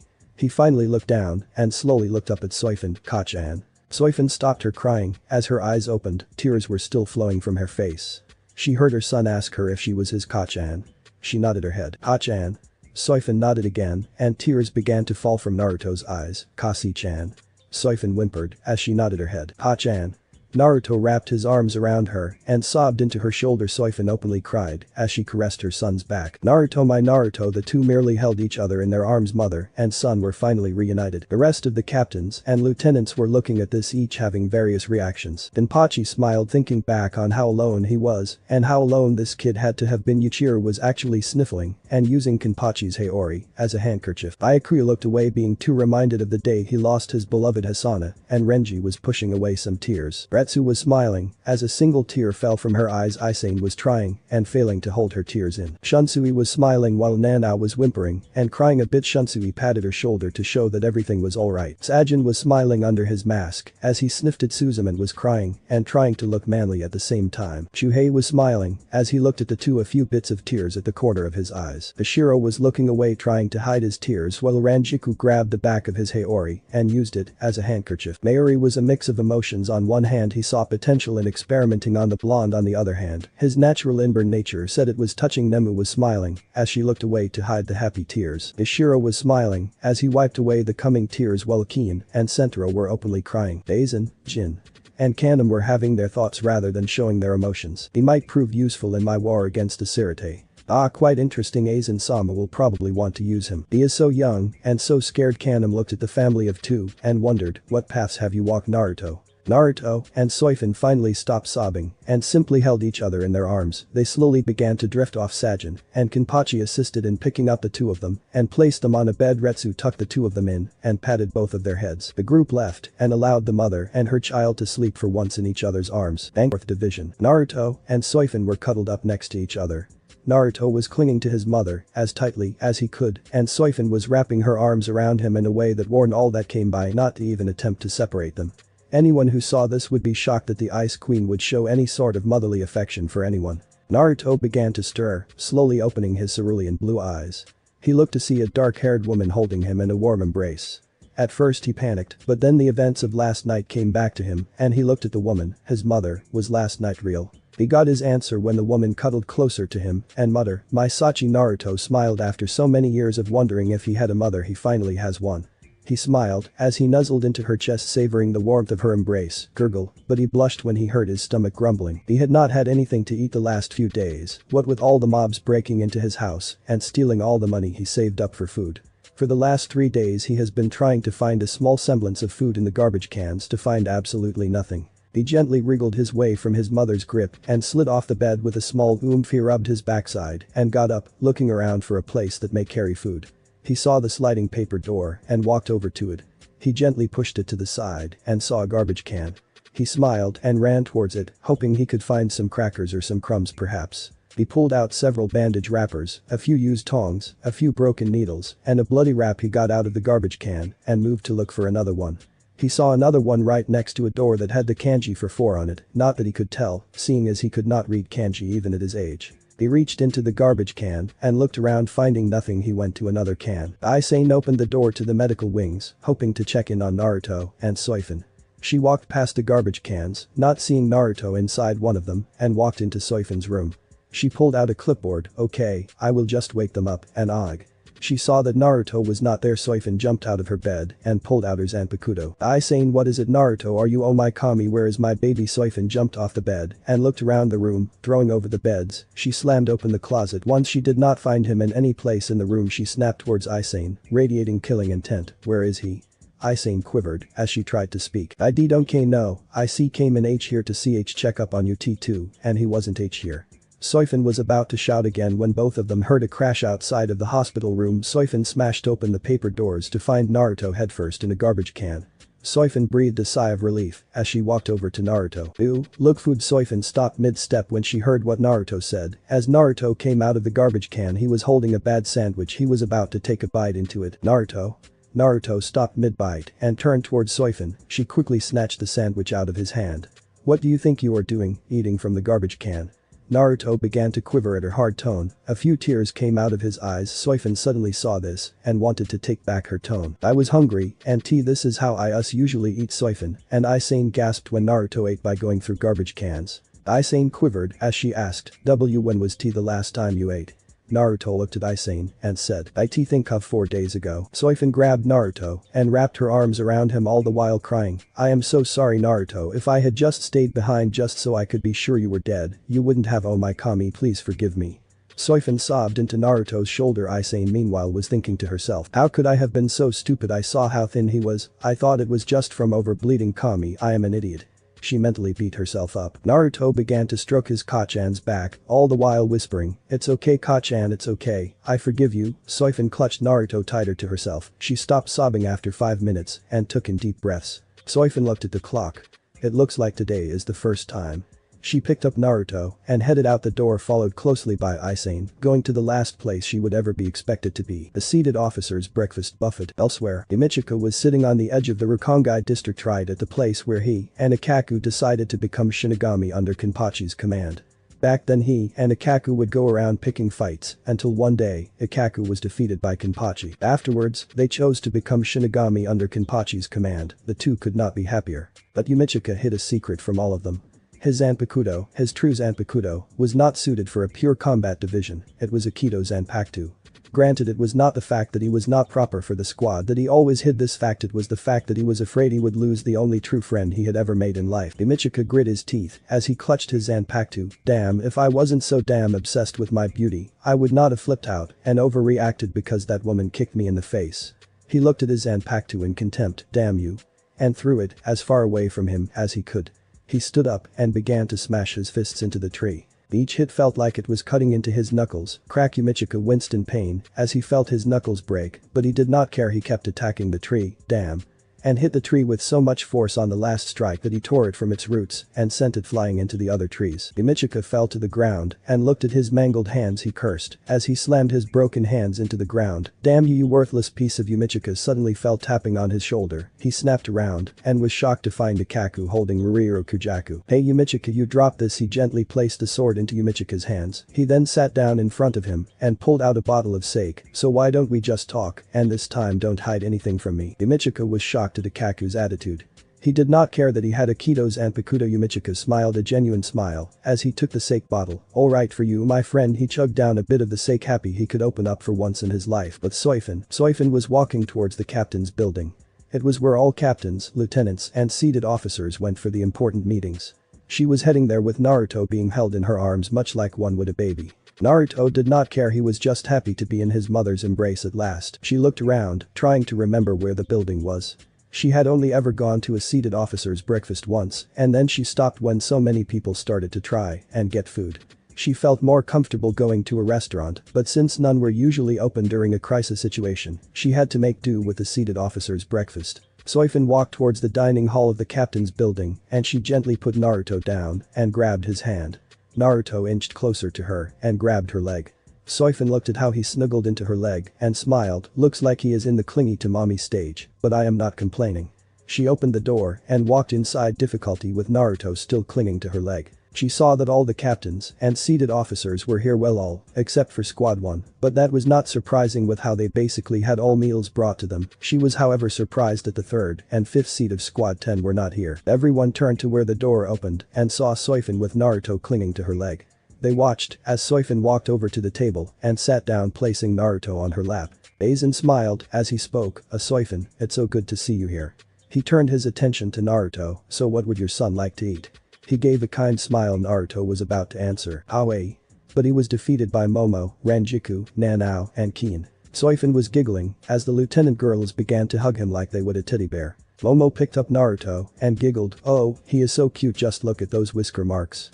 She said as she pinched his cheeks. Ranjiku took Naruto from her arms, although he seems a little small, guess he did not get his milk when he was a baby. She hugged him to her chest, oh don't worry, Matsumoto Oba-san will make sure you get lots of milk. Ranjiku would have continued had Soifin not started releasing killing intent at her. You had better not be implying what I think you are. I would hate to kill 10th Division's lieutenant because I suspected her of being a pedophile. Ranjiku was sweating bullets as she quickly shook her head, no, I meant nothing of that sort, I swear. Soifin smirked as he reduced the craziest female Shinigami in history to a scared child. She was about to take Naruto back when Toshiro grabbed her shoulders and began to scream, how, you managed to do in 5 seconds what I have been trying to do for 500 years, please tell me how did you get Ranjiku to calm down. Everyone's sweat dropped at the Taicho of the 10th Division. Naruto meanwhile was being looked over by Nanao, if we just gave him a bit more extra weight, he would be like an adorable kitten. She smiled, let's get you some cinnamon buns. Naruto tilted his head in a way that was incredibly cute. What's a cinnamon bun? Nanao's eyes popped out of their sockets as she began to stutter, why you don't know what cinnamon bee buns are? Naruto shook his head, no bacon. No crumpets. No, what about cereal? Nanao expected yes, but once again she got a no. Soifin was gritting her teeth. Her son was so malnourished that he didn't even know what types of food people ate. Nanao was about to continue asking when Keen snatched Naruto from her hands. Nanao, don't be rude, at the very least give little Naru-chan here some time to adjust. Kiin smiled at Naruto. I am sorry, Nanao does not know how to handle children. Kiin continued jabbering on and on, making Naruto begin to twitch as she continued jabbering about how she would be a much better auntie than Nanao. Soifin finally had enough. God damn it, can I have my son back now? Kiin gently gave Naruto back to Soifin and backed off as Soifin adjusted him to sit on her lap. Soifin looked at Naruto. So Naru-chan, how about we start you off with something small, perhaps some toast? Naruto watched as Soifin buttered up a few slices of bread and placed it in front of him. He grabbed a piece of toast and looked at it. He then began to sniff it. The captains looked at Naruto in curiosity. Most kids his age would eat first and ask questions later, and yet he was sniffing it as if it were. Naruto looked up at Soifin. Kachan, is it poisoned? Soifin's eyes widened in shock. Naruto, why would you ask that question? Naruto shrugged his shoulders. It's happened before once or twice. Naruto sniffed the toast again. Seems okay. Munch. Naruto bit into the toast and began to chew on the buttered bread. The captains meanwhile were staring at Naruto. He has been poisoned before and he speaks about it so nonchalantly. Soifin held in her tears and gently adjusted so she could place Naruto on the seat. Naru-chan, Kachan would be back in a few minutes. Naruto nodded his head and continued to eat the toast. Soifin walked over to Mayuri and said, I need to have a word with you alone. She walked towards the door leading outside while Mayuri walked behind her. Once the two were outside, Soifin spoke. Look, I am not going to mince words with you. I do not trust you, and I think it was a mistake having you inaugurated as a member of the Shinigami Corps. However, I do know that you are successful in your field, which is why I am asking you this under extreme protest. Mayuri looked at Soifin and crossed his arms. And what is it you would like me to do, Soifin? Soifin sighed as she began to massage her forehead. I want you to construct a memory device. I want to know exactly what my son went through. Do you think you are capable of doing that? Mayuri huffed as he looked away from her. Of course I can. It would be a trivial matter to use a charged set of neural readers to transmit brain waves over a viewing screen. Honestly, do you believe me incompetent? Soifin looked at Mayuri with a raised eyebrow. Do you honestly want me to answer that question? Mayuri snarled at Soifin and walked back inside. Soifin sighed as she followed the 12th Division's captain inside. Naruto was still eating toast while the other captains and seated officers were trying to get Naruto to try something else only for him to refuse and stick to his toast. Amida sighed when he saw Soifin come in and spoke, I don't know why, but your son refuses to eat anything besides the toast. Soifin queried an eyebrow, but then sighed as she smiled. She grabbed a cinnamon bun from the plate and walked over to where Nanao was trying to get him to eat a cinnamon bun. Come on Naruto, it tastes really good. Naruto shook his head no as he continued to munch on his toast. Nanao was about to try again when Soifin placed a cinnamon bun on his plate and gave him a happy smile. Though on sweetie, Naruto looked at the cinnamon bun and picked it up. He began to sniff it like before and then bit into it. He smiled at the taste and continued to eat. She looked at the captains and seated officers who were shocked by this and giggled, oh come on, do you honestly think he is going to accept food from strangers? The captain sighed now knowing why he did not accept food from others, except for those he knew. Soifin smiled and sat next to Naruto, wiping the sugar off of his face. Nemu found herself giggling as she saw Naruto move around in his seat to avoid the motherly hanky of death. She went back to eating her meal all the while watching Naruto. Meanwhile in Konoha, the council of Konoha was a complicated one. It was made up of the clan heads from each of the respected clans in the village. Occasionally one clan would be removed from power and a new family would take its place. The council was also made up of civilian merchants who held a high amount of power in Konoha's economy. The job of the council was to advise the Hokage. However, when the Yondaime died, they used the opportunity to gain more power, essentially making the Hokage a figurehead. Since then the council has had control over all sayings in the village. Normally the council chambers were a place of peaceful conflict, debate, and compromise. Today was not one of those days. Crash Danzo smashed into the council walls, clutching his ribcage. He was about to try and get up when Fugaku slammed into him. Danzo's eye widened as he coughed up large blobs of blood. On the other side of the room, Sarutobi Hiruzen, the Sandaime Hokage of Konohagakure no Sato, was in his battle uniform, holding Enma in staff form. You have overstepped your boundaries. Danzo. Fugaku Hiruzen stepped forward, and before anyone could blink, he slammed the end of his staff into Fugaku's ribcage. Fugaku coughed up blood as his ribs were crushed and broken. Hiruzen swung his staff upwards, bringing Fugaku up with him. He swung it downwards into the council chamber, smashing Fugaku in the torso and breaking the table into splinters down the middle. Fugaku was clutching his chest, not being able to breathe. Amura and Kaharu were trying to calm their old teammate. Now Hiruzen, I know you're upset, but they were thinking about Konoe hhh. The old man was silenced as Hiruzen buried his fist into his chest, breaking every rib and sending him into the wall behind him, leaving spiderweb cracks. His female teammate began to tremble in fear. As she looked at Hiruzen, she was reminded of when he fought against an army of 100 Iowa troops during the Second Shinobi War, and how he did not even lose a man he had slaughtered and butchered every last shinobi, all except for the current Tsuchikage. Hiruzen turned towards his female teammate, his eyes lighting with a fire that looked as if it could burn through one's soul. Anything else? Kaharu trembled at the look he was giving her, but persevered. Hiru-kun, please T, they were looking for the V village's best interests. If that woman had known he was alive, we would have lost the Namikaze clan. She was grabbed by the throat and hoisted up into the air. She tried to grasp Hiruzen's hand to try and remove it, to no avail. Hiruzen snarled at Kaharu as he made her look at him in the eyes. They, and apparently you, and Hamura have committed treason. No matter what the circumstances, treason is punished. His eyes glowed with such ferocity it rivaled Kyuubi's own, by death.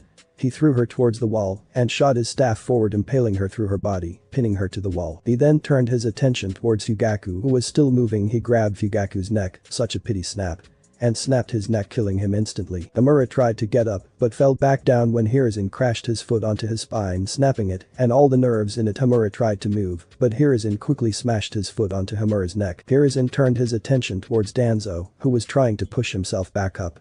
Hiruzen walked over to him as he pulled his staff out of the wall. I have been waiting a long time for this. He roughly grabbed Danzo by his hair and slammed him face first into the wall, breaking all the bone in his face. He then threw Danzo into the splinters of the council table and said, Danzo, you have been charged with treason, your sentence is death. He walked towards Danzo, who even with a broken jaw managed to talk. Hiruzen, you damned fool, if you had just let me take him, he could have been a weapon for us, and now because of your compassion we have lost that weapon. I did the right thing. Konoha would have prospered without that whore of the Yondaime. Danzo was kicked straight in the jaw, snapping it in half down the middle. Hiruzen snarled, see you in hell, Danzo, and smashed his staff over Danzo's head, splattering the council chambers with blood and brains. The rest of the council was frozen with fear. Nobody dared to make a move. The clan heads were shivering, afraid of how brutal their leader had become, and the civilians had either passed out from shock or soiled themselves. Some of them did both. Hiruzen turned to the council and calmly spoke, now I am going to be very frank with all of you and explain why I executed them. He walked to the middle of the council. These four committed treason against not one, but two Hokages, the Yondaime and myself. Their crime against the Yondaime was deceiving his wife and dishonoring the clan acts brought up by the Shadaime and denying the birthrights given to his son. Their crimes to me were lying about Anbu missions right to my face and absorbing funds belonging to the Yondaime and his clan. Now, since I have explained this to you, I will make sure that every last one of you completely understands this. If any of you are found to be treasonous on any level, I will publicly execute you, disgracing your clans and families forever. Do I make myself clear? The clan heads and civilians nodded their heads as quickly as they could. Hiruzen smiled as he looked at them. Good, now if you will excuse me, I have some paperwork to do. He walked out of the room smiling as if nothing happened. The rest of the civilians fell over and fainted while the clan heads turned towards each other. Hiashi was the first to speak. I think that we need to go speak to our clans. Sum spoke up. Yeah, let's do that. The clan heads stood up. The only clan head that stayed behind was Haruno Suzuri, a dark expression on her face. So Minato's child still lives. It seems that I can use this to my advantage. I must report this to Orochimaru-sama. Haruno left the room and headed towards her home, ready to report to her master. Back in Sirte, Soifin was holding a spoon and holding Naruto in her lap. Open up the tunnel. Here comes the choo-choo. She began to make raspberry noises with her mouth as Naruto opened up his own mouth, allowing the food to enter his mouth. Naruto munched on the food and smiled. Arigato Kachan. He reached for the toast again. Taichos.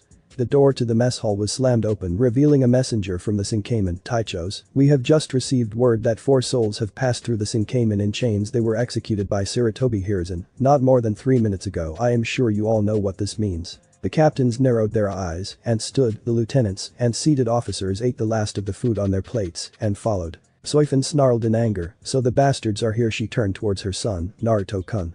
I am going to have to be somewhere for a little bit. For now I will leave you with a nice woman I met yesterday. She is the one that healed your wounds. Soifin smiled. Also, your godmother will be looking after you as well. Soifin picked up Naruto and disappeared via Shunpo. The rest of the captains and seated officers all headed out of the mess hall towards the judgment hall to decide the fate of the ones just brought here in chains. Elsewhere, Kushina and Orihime were sitting in Soifin's house. She had long since moved out of the Fawn clan's compound and had purchased a house in one of the better areas of the Rukan district. The two fiery-haired women sat in the living room changing the channels on the television. Kushina sighed in annoyance and boredom. "Oh Kami, I am so freaking bored and there isn't even anything to watch on TV. What is wrong with these people?" Orihime smiled at Kushina. "Oh don't worry, I know what we can do, let's bake a cake." Orihime was about to run to the kitchen when Kushina jumped on her back and started pleading with her. "Please no, I beg you not to make any more of your demon-possessed food. I was over the toilet for hours barfing from that sandwich you made." Kushina started to cry waterfall tears. The two would have continued had Soifin not suddenly appeared in the middle of the apartment. She smiled at Kushina. "Hey Kushi-chan, I am glad you could stay behind to watch Naruto for me. I certainly hope that Hiruzen makes those bastards who hurt my son pay." She set Naruto on the ground and turned him to face her. "Now Naru-chan, I want you to behave for your godmother and Hime-chan, okay?" Naruto smiled at Soifin. "Hi Ka-chan, I will be good." Soifin kissed his forehead and ruffled up his hair. "Good boy." She looked at the two women, "See you later." And disappeared in a shunpo. Back to the captains. Soifin appeared in a seat in the chamber of the judge. It was a chamber that held seats for the 13 captains, 13 lieutenants, and a mass bench for the seated officers. The court was only convened when someone had committed a great sin, committing an act against a Shinigami. In the middle of the room were 4 individuals: Uchiha Fugaku, Danzo, Udatain Kaharu, and Midokado Himura. Unlike most other systems in Soul Society, the Gatei court was not commanded in any way, shape or form by the Central 46. Rather, it was up to the captains, lieutenants, and seated officers to decide whether those brought before the court were innocent or guilty. However, since Yamamoto's reign, he has allowed the Central 46 to influence his decisions on the council. And since he holds a large amount of sway on the other Shinigami, they usually follow his lead. Soifin stood and addressed the Shinigami in the room. "Attention, the Gatei court has been convened to address the issue of these 4 humans. In life they have committed a great sin by committing an act against a Shinigami." One of the seated officers of the 1st Division arrogantly spoke. "And what were their crimes, Soifin Taicho?" Soifin looked at the man. "Their crimes include lying to a Shinigami, impersonating an ally of a Shinigami to commit the lie, and making the child of the Shinigami a scapegoat." "My child." The ones who were not aware of this fact were shocked. The rest of the captains turned to the 4. "How do you plead?" Toshiro asked the 4. "Not guilty." All 4 of them responded. Soifin stood and spoke. "The court is now convened. Should you be found guilty by this council, your souls will be banished to the lowest reaches of hell." The 4 began to sweat bullets as they saw the hateful look in Soifin's eyes. Back in Konoha, Makoto sobbed to herself as she was delivered the news that her husband had been executed. Why did he have to die? Why not my Fugaku-kun? She sobbed to herself as she curled into a ball. The Anbu who delivered the news disappeared from the Uchiha compound. Meanwhile, the Elder Council were fuming in rage. Their leader had been executed simply because of them deceiving an outsider. Even if she was the Hokage's wife, she was just an outsider. The Elder Council made a decision then, and there they would do, as Madara originally asked, and make Konoha theirs. Genryusai turned towards Fugaku. The Shinigami court called up Uchiha Fugaku to defend himself in court. Fugaku snarled in hatred, but kept his mouth shut, knowing he was in no position to say or do anything to provoke these people. He stepped forward and sat in the chair that came out of the ground. His locks and braces were removed as the chair seemed to scatter and reform underneath him. Before he could move, long white locks wrapped around his arms and legs. Fugaku looked at the chains and then back at the Shinigami. "What is the meaning of this?" Byakuya was the one who spoke. "Those chains are meant to keep you alive because each strike we land on you will be painful enough to completely obliterate your soul. But you can avoid those strikes if you simply tell the truth." Fugaku snarled. "What the fuck do you bastards mean? I don't need these to tell the truth." Suddenly a light appeared above the chair, beeping red. Ishiro pulled out his Zanpakuto. "All waves, rise now and become my shield, lightning strike now and become my blade no Kodaori."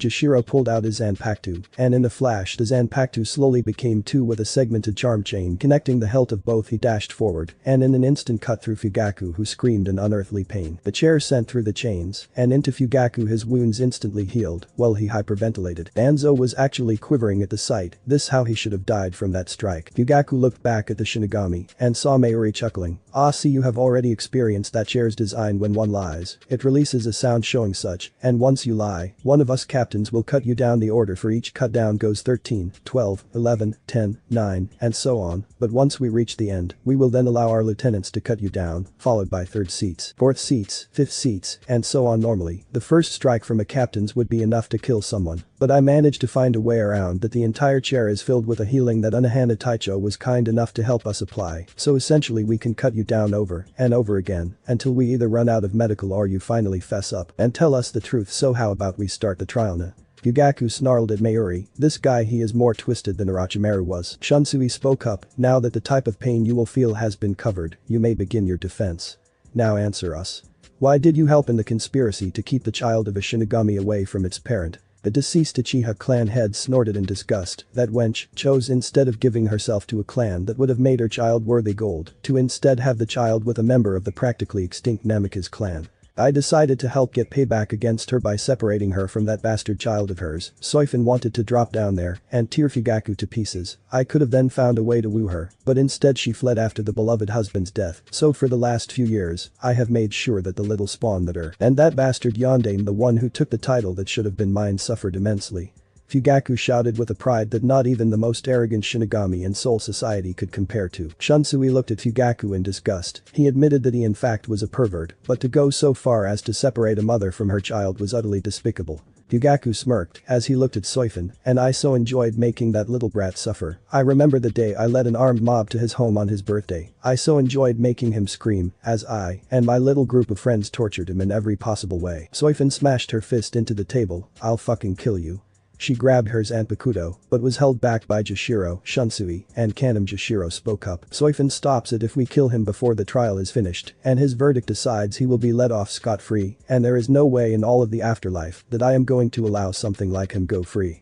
Soifin finally relented, but sent a glare at Fugaku that would scare Kyuubi. Fine, she sat back down, as Kanem used his sensory abilities to find Fugaku. Justice, this is something you will experience. Uchiha Fugaku. He went back to his seat, as Yamamoto called forth Kaharu. Jin gave his usual creepy smile, as he looked at the elder. Now how about you tell us why you separated Naruto from his mother, and don't lie to us. We have no patience for that. He indicated to his sword for reference. Kaharu swallowed, as she answered, we felt that it was a necessity. Soifin was too young to be a mother, and beat before Kaharu could move. Mayuri had his Zanpakuto out. Rip Ashisogi Jizo. His Zanpakuto became a trident-like weapon and shot towards Kaharu, driving the blade into her stomach. She coughed up blood as the sword was violently ripped out. Jin smirked at the woman. Now didn't I just ask you not to lie to us? Kaharu let her head fall over as she began to pant for breath while the seat she was in healed her from the strike. Jin smiled at Kaharu and lightly revealed his crimson orbs. Now I will ask again, why did you separate Naruto and Soifin? Kaharu swallowed hard. We wanted to make sure that her power remained in the village. If we had told her he was alive, we feared she would take Naruto from Konoha and the Namikaze clan with her. We were not willing to risk one of the 5 founding clans' removal from Konoha. We still won't allow it. Kaharu looked defiantly at the Shinigami. That is why we made sure he had nothing and that he did not know of his heritage, so that he would have no reason to turn on us and leave the village. Unohana spoke up, and having him be abused was not going to push him away. Are you stupid? Kaharu turned to the head of Squad 4. That was to make sure he was submissive. We could not risk someone with such power to be with his own free will. In a few years, he would have submitted to the point he would give his life for the village in a heartbeat, the perfect guardian of Konoha. Soifin wanted to go and impale the woman, but she calmed herself, knowing that after this trial, they would receive a fate that nobody would ever desire: eternal suffering in hell. Aizen nodded his head as Homura was placed in a seat. Now, as for you, why did you go behind the Sandaime's back and attempt to make young Naruto's life nothing more than a pawn in your silly game of chess? Homura fed as he turned away. I have no need nor desire to say anything to you. His eyes widened when he heard the sound of a sword leaving its sheath. He turned his head and saw the large man Zaraki Kenpachi jump down. He was suddenly impaled through his chest as the jagged blade was twisted around in his body, then suddenly ripped out with such force that it sent a spray of blood all over the floor. Kenpachi gave Homura a murderous grin and swung his blade over his shoulders. Now how about you answer us, or am I going to have to cut you down again and again? Homura felt his wounds heal, and he began to babble out in fear. We felt that our teammate was being foolish. We could not allow the demon brat to become powerful unless he was being controlled. It was a risk to Konoha, and it was not something we could risk, but the Sandaime chose to let the demon live outside of our control, so we had to find some way to make it submissive. Itsugaya Toshiro's eyes widened in fury. These monsters would treat a child like an abomination, simply because he had a power they wanted under their thumb. It was disgusting. Soifin was already channeling Ryatsu into her Zanpakuto as Hamura continued. That creature should have been killed the moment it was sealed. We would be seen as heroes for killing the Kyuubi no Yoko. Our prestige would make us the most powerful nation in the world. The old man was silenced when Kenpachi buried his fist in the man's chest, a look of hateful rage on his face, and then twisted it with such force that it completely shattered the front of the ribsage. Kenpachi snarled, "You fools, I like killing, slaughtering, and crushing my enemies, but you would abuse and kill children because you feel they are a threat to your own power." Kenpachi pulled back his Zanpakuto ready to cleave the old man in half. "Kenpachi, that is enough," said Taicho, turning his head and snarling at Yamamoto. "Why should these bastards deserve complete and utter destruction for what they have done? I say we throw them into the pits of hell right now." Yamamoto released his spiritual pressure. "Zaraki Kenpachi, as your Sateicho. I am ordering you to stand down or I will cut you down for treason." Kenpachi steadily reached for his eye patch when he suddenly saw a flash of black and saw Soifin's Kuroikan at Genyusai's throat. "I suggest you let up the spiritual pressure, and if anyone should die for treason it's you, old man." Soifin used Shunpo to get back to her seat, all the while glaring at Yamamoto. Amura was roughly grabbed by his throat by Kenpachi, who was releasing so much spiritual pressure it was suffocating. "Pray that neither I nor Soifin are the ones who carry out your sentence when this is over." Kenpachi shoved the man's head into the chairboard behind him and walked back to his seat. Danzo walked forward with as much pride as he could and sat down in the chair, the restraints locked in on him. Panem was the one who stood this time. "Danzo, you are to answer us and tell us everything that you did to harm Naruto, and don't even think about lying to us or denying us the information." Danzo looked at Kanem. "I bow down to nobody, not you, not the Sandaime, and not anyone else. I will tell you nothing."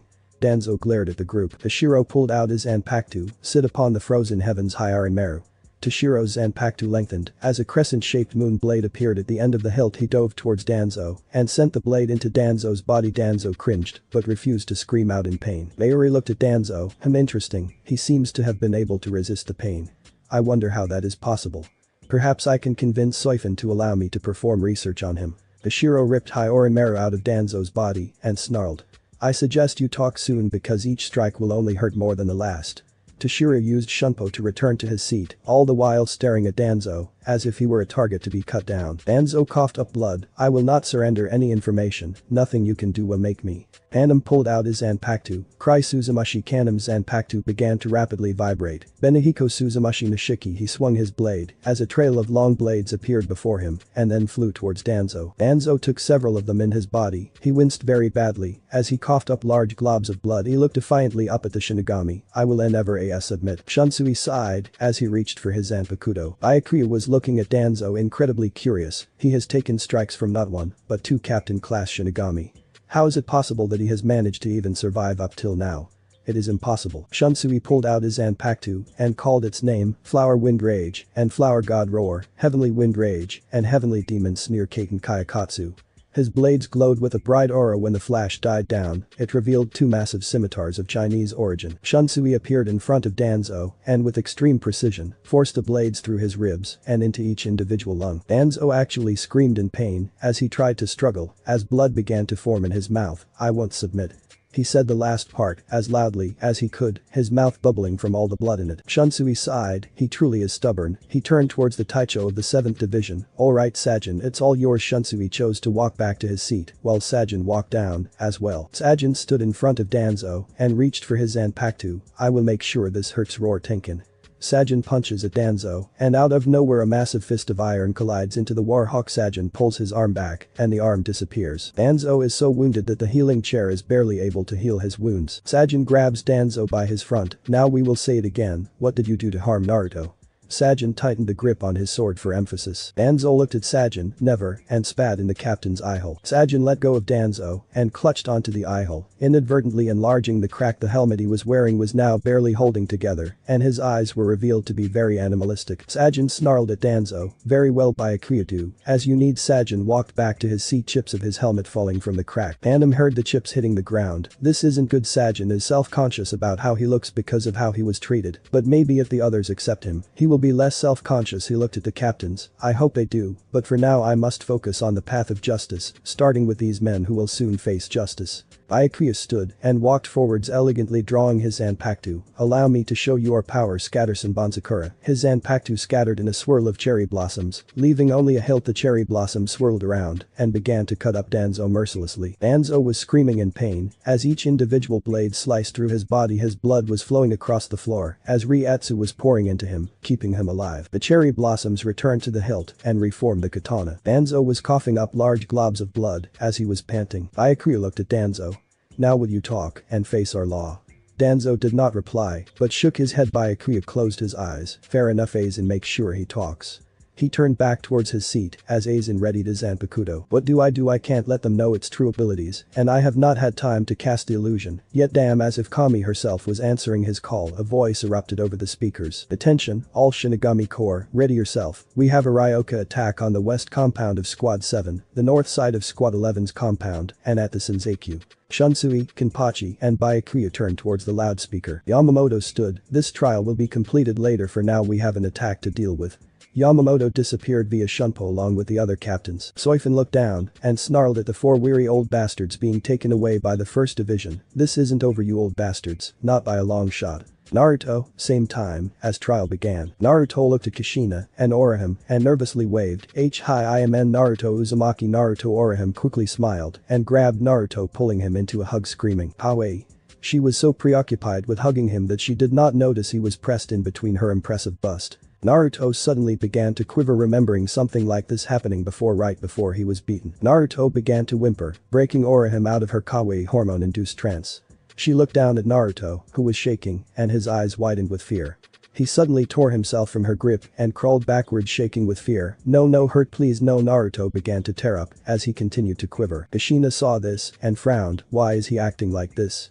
I heard rumors about a kid being abused, but since I was always busy with missions, I never got the chance to check out these rumors. Was my godson beaten? She clutched her katana tightly. If he was, I am going to be cutting some people up painfully. Orihime saw Naruto quiver and reached for him. Naruto. He wasted no time and bolted towards the door. Naruto. Naruto crashed open the door and ran towards the. Kushina jumped up and ran after him, but she was knocked over by an incoming person. Hey, watch where you are going, lady.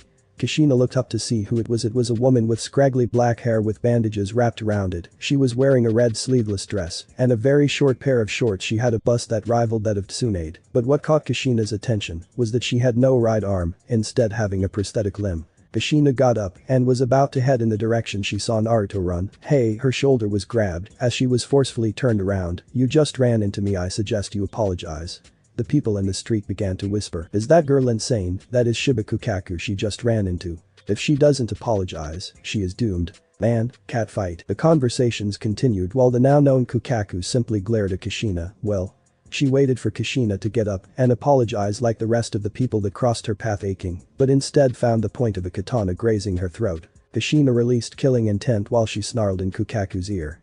Try to stop me or piss me off again and I will give you another hole to breathe out of. She removed the katana as Orihime came out of the house. Kushina turned towards Orihime. Come on, let's find Naruto. The 2 fire-headed women ran in the direction Naruto went while Kukaku snorted with a smirk. Well, at least they have backbone, but inwardly she was thinking something entirely different. I didn't even see that woman move, and I know she is not a Shinigami, so who is she? And what the hell is she doing with that orange-haired girl that came with Yuruchi? Deciding standing there and thinking would not solve anything, she began to chase after them. Naruto ran through the crowd, fear evident on his face. He was remembering how once he was beaten after a woman crushed his head in between her breasts. A mob had seen the woman hugging him and attempted to kill him. His eyes watered at the memory, but he kept running hoping he could find his mommy. Suddenly Naruto turned a corner and ended up running into a person around his height. The 2 fell into a nearby storm drain, or at least it looked like a storm drain. The 2 screamed as they were suddenly pulled by whatever was in the storm drain. The 2 began to twist inside the pipe as they began to pick up speed. The 2 saw a light at the end of the drain and screamed as loud as they could as they shot out of it. The 2 landed in a pile of garbage and groaned, ow, that hurts. Naruto pushed himself as he looked at the person he knocked into. Hey, you alright? The boy sat up and groaned. Oh yeah, I am alright. The young boy had brown hair and a simple set of ragged clothes. Naruto helped the boy up and dusted off the banana peel stuck to his clothes. Naruto smiled at the boy and held out his hand. Hi, I am Uzumaki Naruto, and you? The boy smiled as he grasped Naruto's hand. My name is Shibata Yuchi, so why were you running so fast? Yuchi noticed Naruto wince. He was about to ask when Naruto sat down on the pile of garbage. Well, you see, I didn't exactly grow up a charmed life. Naruto proceeded to tell Yuchi about how he was beaten and humiliated on a daily basis back at home and how he finally found his mother. Yuchi sniffled but held a smile. Well, at least now you have your Kacchan. Yuchi kept rubbing at his eyes. Naruto saw this and asked him why he was crying. Yuchi explained how his mother was murdered and how he spent 3 months trapped inside a parakeet trying to bring his mother back to life. Naruto grasped Yuchi's shoulder and yelled out, "Then I promise you, Yuchi, I will do whatever I can to help you find your Kacchan Adebayo." Yuchi looked at Naruto in shock, then smiled as he latched onto Naruto. Thank you, Yuchi let go and then took a look at their surroundings. Where are we? Naruto too looked around and realized they were in a pile of garbage. They looked up to see that there was a steady stream coming out of the pipe about 20 feet above them while they were sitting in a large pit. Naruto looked around and saw a ladder. Hey, look, a way out. Naruto got up and was about to drag Yuchi, but found that the young soul was tired. Naruto picked Yuchi up and placed him on his back. He then began to climb up out of the garbage pit. Naruto reached the top and looked around. The area they were in was a large city. There were several buildings that seemed to be of similar design, but they seemed to grow taller like a staircase, and in the middle there was a large tower. Naruto sat Yuchi down and looked around. Wow, this is huge. Naruto began to walk around, but suddenly heard screams of pain. He turned in the direction he heard the form and saw a large tower with weird slits in it. Completely forgetting he had come here with someone, only knowing that someone was in pain, he ran with full speed to the tower. The Senseikyuu. Danju was knocked down as 2 Shinigami kicked him in his chest. Quickly performing a few movements, he yelled, Seppa, slamming his palm into the bridge, turning the bridge partially into sand, sending the 2 Shinigami to their deaths. Meanwhile, Hinata was picking Rukia up on her feet. He had been passing by to head back towards the 4th division. When he saw Ganju running for the Senseikyuu, he came by in time to see him use his sand palm to open the door to the Senseikyuu. He managed to stop Ganju from taking his anger out on Rukia when 2 Shinigami showed up. Ganju sighed as he took in deep breaths. Damn, Kukaku is going to be pissed if I fail here. He turned towards Rukia, but that Shinigami killed Kei and Araniki. I can't allow her to get away with such a crime. He was about to turn and attack Rukia. Well, 3 little insects, breaking the laws of our society. Rukia's eyes widened in terror as she looked up to see Kichiki Byakuya walking towards them ready to draw his sword. Danju stood his ground. Who the hell are you? Byakuya drew out his Zanpakuto. I am Kichiki Byakuya, Taicho of Squad 6 and head of the Kichiki clan. Now move. He tried to step past Ganju and head directly for Rukia, but Ganju tried to slice at him with his blade. Sorry, but I have no intention of backing down. He jumped back and ready to use his seppa. Byakuya looked at Ganju. I must request that you back away. I do not desire to waste my time with an insect like you. Ganju snorted as he pulled out a large explosive. Really? Well, you may not know this being from the aristocratic Kichiki clan, but we Shiba men don't ever back down from a fight. Byakuya's eyes slightly widened before he retrieved his stoic demeanor. I see, so you are of the Shiba clan. Then I apologize for holding back. He held up his Zanpakuto. Scatter. Rukia's eyes widened as she broke free of Hinataro's grip. Senbon. The Zanpakuto shattered into hundreds of sakura petals and traveled towards Ganju. Ganju tried slicing at them, only to find it was useless before he suddenly felt sharp pains all over his body, and then a spray of blood coated the area of the bridge he was on as he collapsed to the ground. Rukia tried to run towards Ganju, but Hinataro held her back. No, I have to stop him, or the Shiba clan will lose another one. Byakuya walked towards the fallen Shiba as his Zanpakuto reformed itself. I must say I am impressed. Very few are capable of surviving the strikes of Senbon. As a token of mercy, I will end your life quickly. He raised his Zanpakuto, about to drive it into the last male Shiba. Hey you. Byakuya turned around in time to see a rock before it collided with his face. He clutched his nose as it began to leak out a bit of blood from the contact. He opened his eyes and saw Naruto standing over Ganju. Leave him alone. Why are you hurting him? He is defenseless. How can you attack an unarmed opponent? Byakuya turned towards Naruto and stoically spoke, I am following the law now. Naruto tightened his defense of Ganju. No, I will not let you hurt him, girly man. Byakuya raised an eyebrow at the insult but spoke, I will not say it again. Move now. Naruto stood in place and got into a fighting stance. I won't let you hurt him. Byakuya looked at Naruto's eyes. The determination was there. It was completely unmistakable. He had seen that look in many a Zaraki squad member, a desire to stand up for what they believed in, while all others would be defeated. Byakuya closed his eyes and raised his Zanpakuto. Very well, you leave me no choice. Scatter. Senbon. His blade scattered into sakura blossoms and headed towards the blonde. Rukia saw this. No.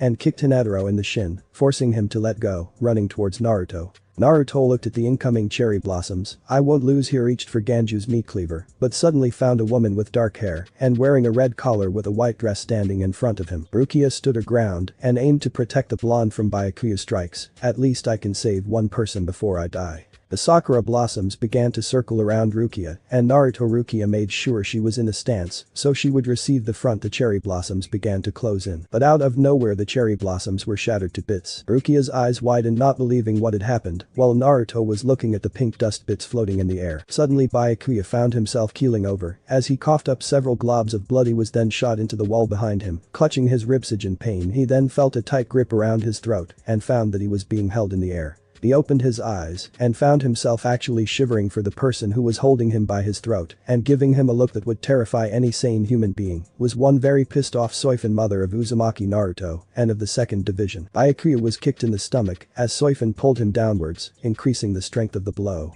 He was then thrown into the ground as Soifin buried her foot in his stomach. Byakuya began to cough and sputter out blood as Soifin grabbed his hair and yanked him up so she could speak in his ear. Do you want to tell me why you used a shikai while my Sachi was in its direct path? Well, Byakuya began to shiver. The Ryoka, why your Sachi was protecting the Ryoka, and our law states that all intruders must die. Soifin tightened the grip on Byakuya's hair as she looked at the Ryoka. Byakuya indicated, so you were so threatened by a wounded man who probably does not have enough movement in his body to raise a finger that you were willing to kill my son just so the Ryoka would die. Soifin smashed Byakuya's face into the bridge's bar and then yanked him up in the air. Rukia saw Soifin attacking her brother. She heard her say that the boy behind her was her son, and Soifin was kicking the shit out of Byakuya, actually showing emotion. All this, plus the fact that the Senseikyuu had basically eaten away at almost all of her. She did the thing most people would do in this situation, pass out. Hinataro saw Rukia fall over and grabbed her. Naruto looked at Rukia and then at Hinataro. Excuse me, is she going to be alright, and what about him? He indicated to the man lying on the ground in a pool of his own blood. Hinataro smiled at Naruto. Oh, don't worry, I am pretty sure he will be alright. He then frowned as he looked at Ganju, but if we don't heal his wound soon he may die. Hinataro pulled out his Zanpakuto and brought it up. Hey wait, what are you doing? Hinataro sliced downwards and hit Ganju's wounds, causing them to sizzle and close up. Hinataro kept on doing that as the bar on his Zanpakuto continued to rise up as red came up. Hinataro stopped as soon as it was about to hit the top. Alright, his wounds are now healed enough that he shouldn't be in any real danger for now at least. Soifin lifted Byakuya. He was definitely not in the best of conditions. His left eye was so swollen it couldn't even open. His lip was split open so wide you could see his teeth. His eye that wasn't swollen was black, and he had enough scars on his face to baffle a surgeon. She snarled as she tightened the grip her hand had on Byakuya's Haori. Let me make myself perfectly clear. If you ever raise a hand in any way to hurt my Sachi, I am going to skin you alive and dip you in a vat of salt. Do I make myself clear? Byakuya could only nod as he was in too much pain to do much else. Soifin dropped him to the ground and ran to Naruto. Hinataro watched as Soifin picked up Naruto and squeezed him against her. Oh my Naru-chan, I am so sorry for letting the bad men hurt you. Wait a minute, how the hell did you get back in the Sarate? I thought you were with Auntie Kushina. Soifin looked at her son with a myriad of emotions blasting out of her. Naruto looked at Soifin and then turned away. When the orange-haired lady hugged me, I had a bad memory come up. Soifin's eyes softened as Naruto spoke. I ran out of the house and tried to find a safe place. Then I ran into Omaikami where is Yuchi. Naruto jumped from his Kachan's arms and ran towards the direction of the streets. Yuchi. Soifin was about to run after him when Jashiro suddenly appeared in front of Naruto. Jashiro smiled. Hey Soifin, Naruto Ayuf. Jashiro's eyes turned to dinner plates when Naruto rammed his head into his groin. Naruto fell backwards as Jashiro fell to the ground in pain. Soifin saw this, a slight twitch came to her lips, another twitch, finally her eyes began to water and the dam broke. Okami, that was so, oh man, that was funny as hell. Meanwhile, Naruto was pushing himself back up. He saw Jashiro on the ground, clutching an area in between his legs. Hey mister, are you okay? Jashiro looked at Naruto with a strained smile. Oh don't worry, I'm fine, I just have severe pain in my. Jashiro was silenced by a dose of killing intent from Soifin, who snarled out. If you so much as make a single joke about that area of your body in front of my son Jashiro, I am going to make you wish it was your tuberculosis that killed you after I am done with you. Ishiro quickly nodded his head as Naruto jumped over him. Yuchi. Soifin sighed, man, I never realized being a mother could be this hard. She looked at Naruto and her eyes widened. Wait a minute, she narrowed her eyes as she noticed several black squiggles on the back of his neck. Her eyes widened as she noticed what it was, a seal. But Kushina and Orihime. Kushina was going nuts, she just found her godson and now she lost him. Oh yeah, she was doing amazing. Orihime was knocking down people and yelling out, Naruto, Naruto. She ran into a person's stall and sent all their goods spreading over the streets. Kushina stopped running around and shouted, Kami, damn it, where the fuck is he? Orihime ran down an alley and began to shout, Naruto, where are you, Naruto? Kushina ran down an alley and looked in every trash can, hoping to find him. The two both turned around and ended up standing right in front of each other.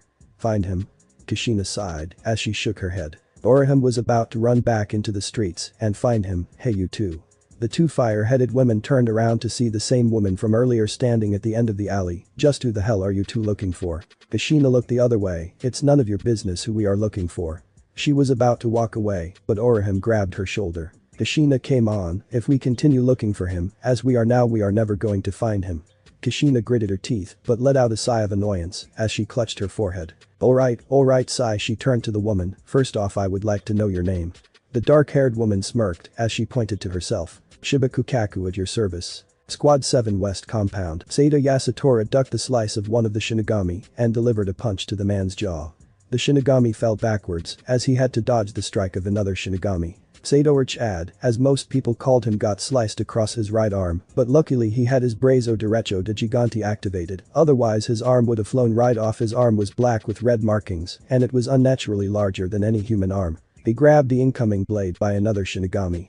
You know it's not polite to attack an opponent from behind. He then used his other arm to deliver a strong punch to his face. Tad began to pant as his Brazo Derecho de Gigante receded. Man, that takes a lot out of me. He stood up and looked towards the central tower. I better get going, Ichigo may need my help.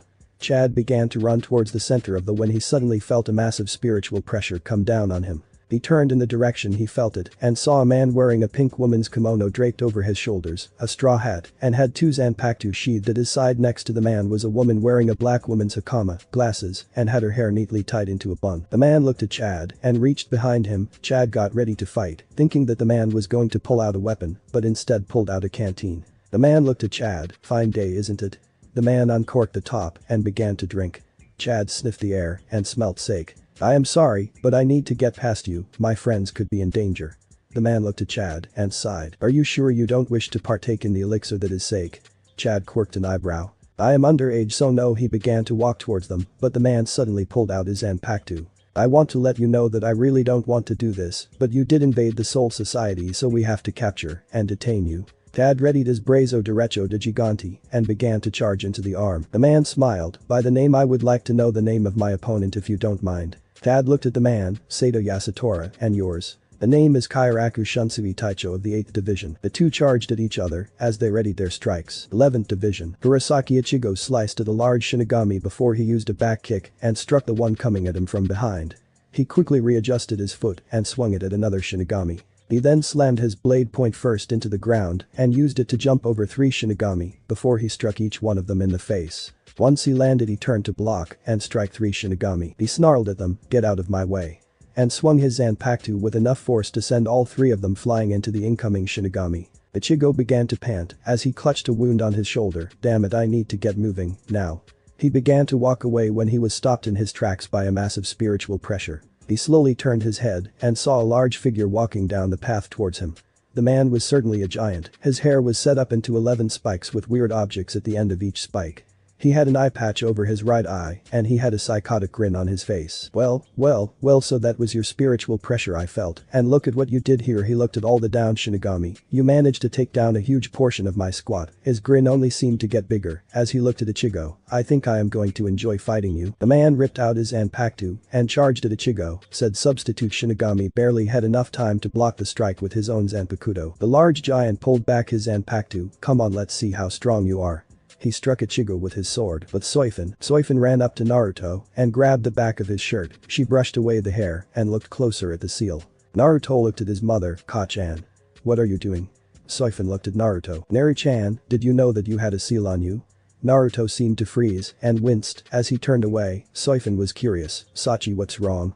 Naruto turned away, but gently made him look at her. Sachi, what's wrong? Naruto looked at the ground as he began to twiddle his right foot. I asked Oji-san to put the seal on me. Soifin was shocked.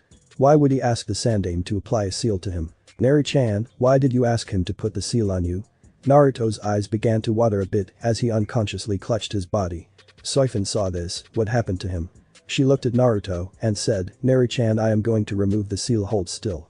Soifin reached to push her into the seal and remove it, but her hand was caught by a trembling Naruto. Ah-chan, please don't take it off, I don't want you to look at me. His tears were starting to stream down his face.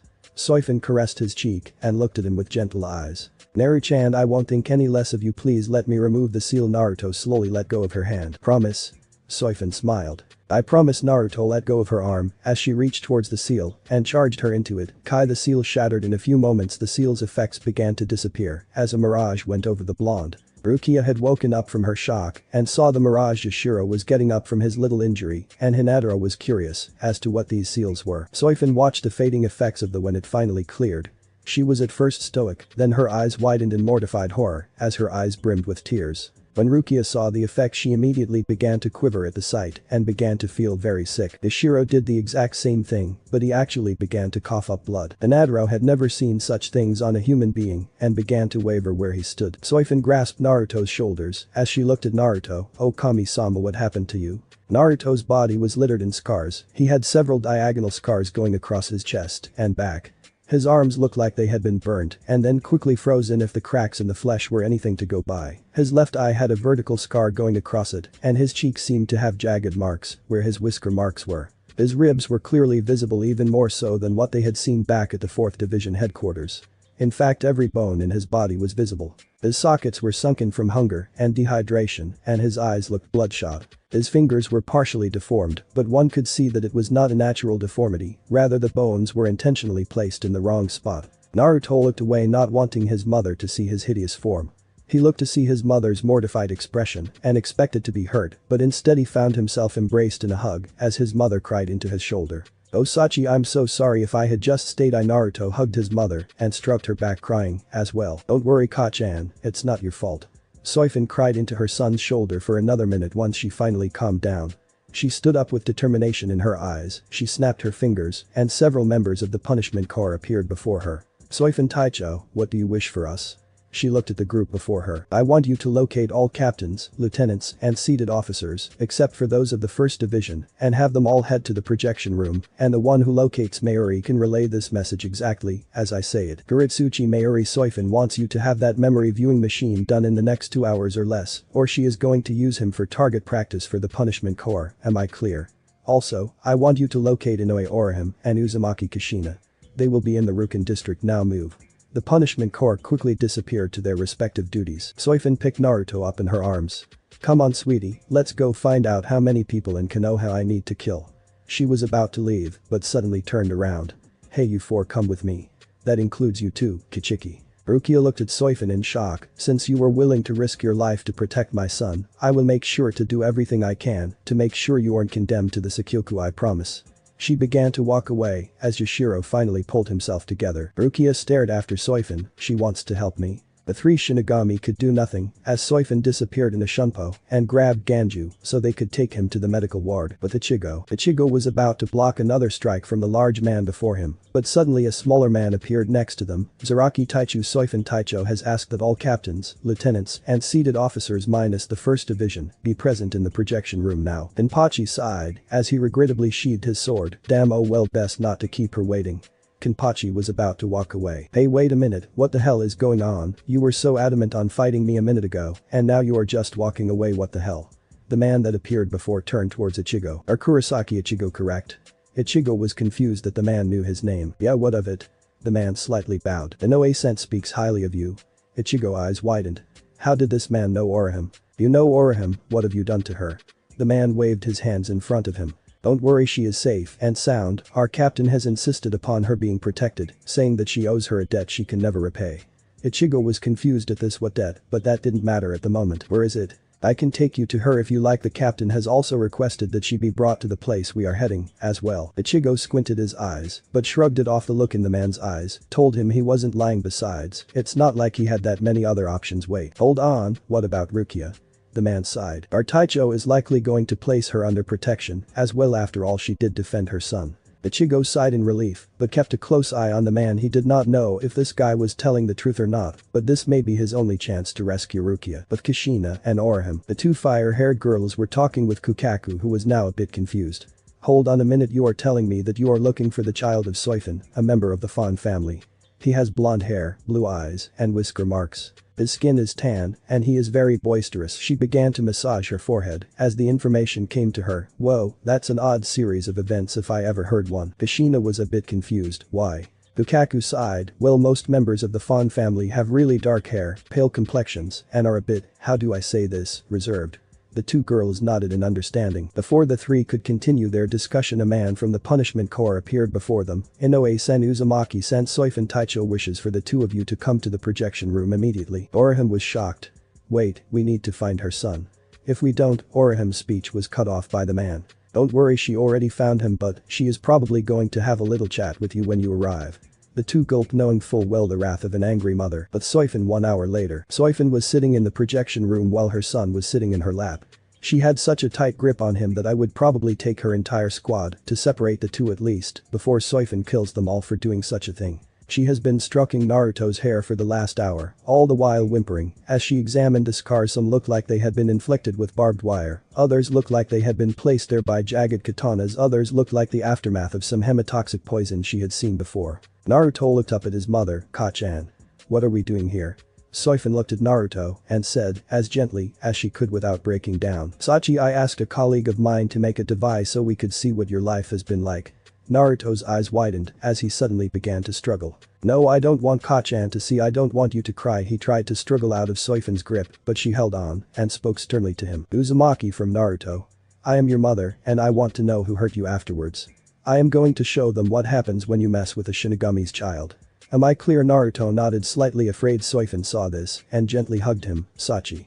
I just want to know what happened, that's all. Naruto nodded his head as he gently nuzzled into his mother's warm figure. Soifin stroked his hair as she thought to herself, I promise my Sachi, I will never let anyone hurt you again if I can help it. The door opened and people began to pour in. The captains all sat in the same area Soifin was sitting, the lieutenant sat in the area near them, and the seated officers sat wherever was left. Soifin saw Byakuya enter with a limp and lightly snarled at him. The doors opened and Kurosaki Ichigo came in with Kenpachi carrying him like a sack of potatoes. The door opened again as Kairaku Shunsui came in to help Chad walk as he seemed to have injured his leg. Soifin saw that the two captains did not see them as a threat but kept her eyes on them, like I will let another person harm my Sachi ever again. She was about to continue looking around when the doors opened and two of her squad members walked through with Orihime and Kushina walking behind them. She gestured for them to walk over where they began to sputter out apologies. Soifin stopped them before it got out of control. It's alright, I'm not mad at you too. The two girls sighed in relief as Soifin looked at them. Naruto told me he ran out because when Orihime hugged him, it triggered a bad memory.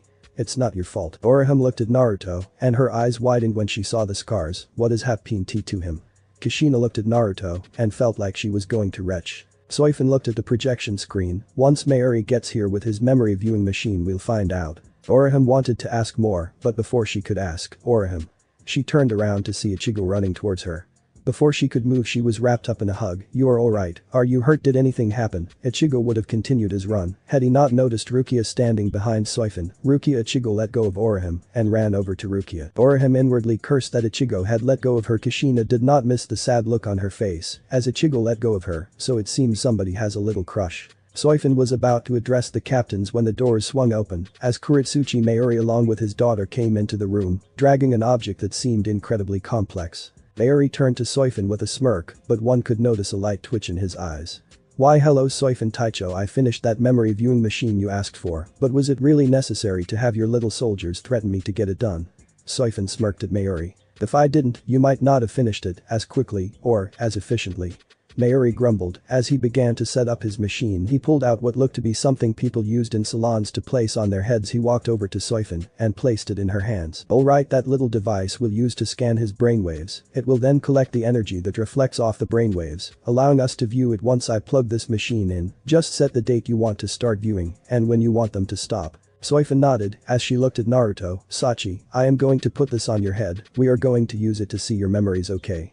Naruto nodded, his head unaware of the many people looking at him in shock. Michika and Ikaku, who had finally returned after their little talk, felt like they were going to throw up at the sight of Naruto's scars.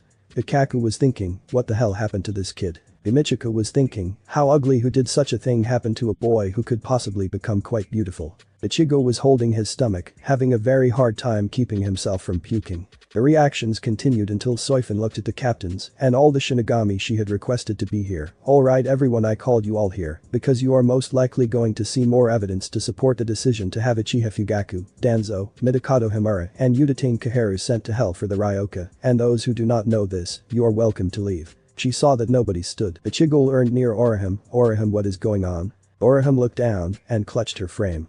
Ichigo, do you see the boy down there, the one with the scars? Ichigo nodded. How he could not have seen him. Well, the woman up there is his mother, and the people she is talking about abused her son immeasurably.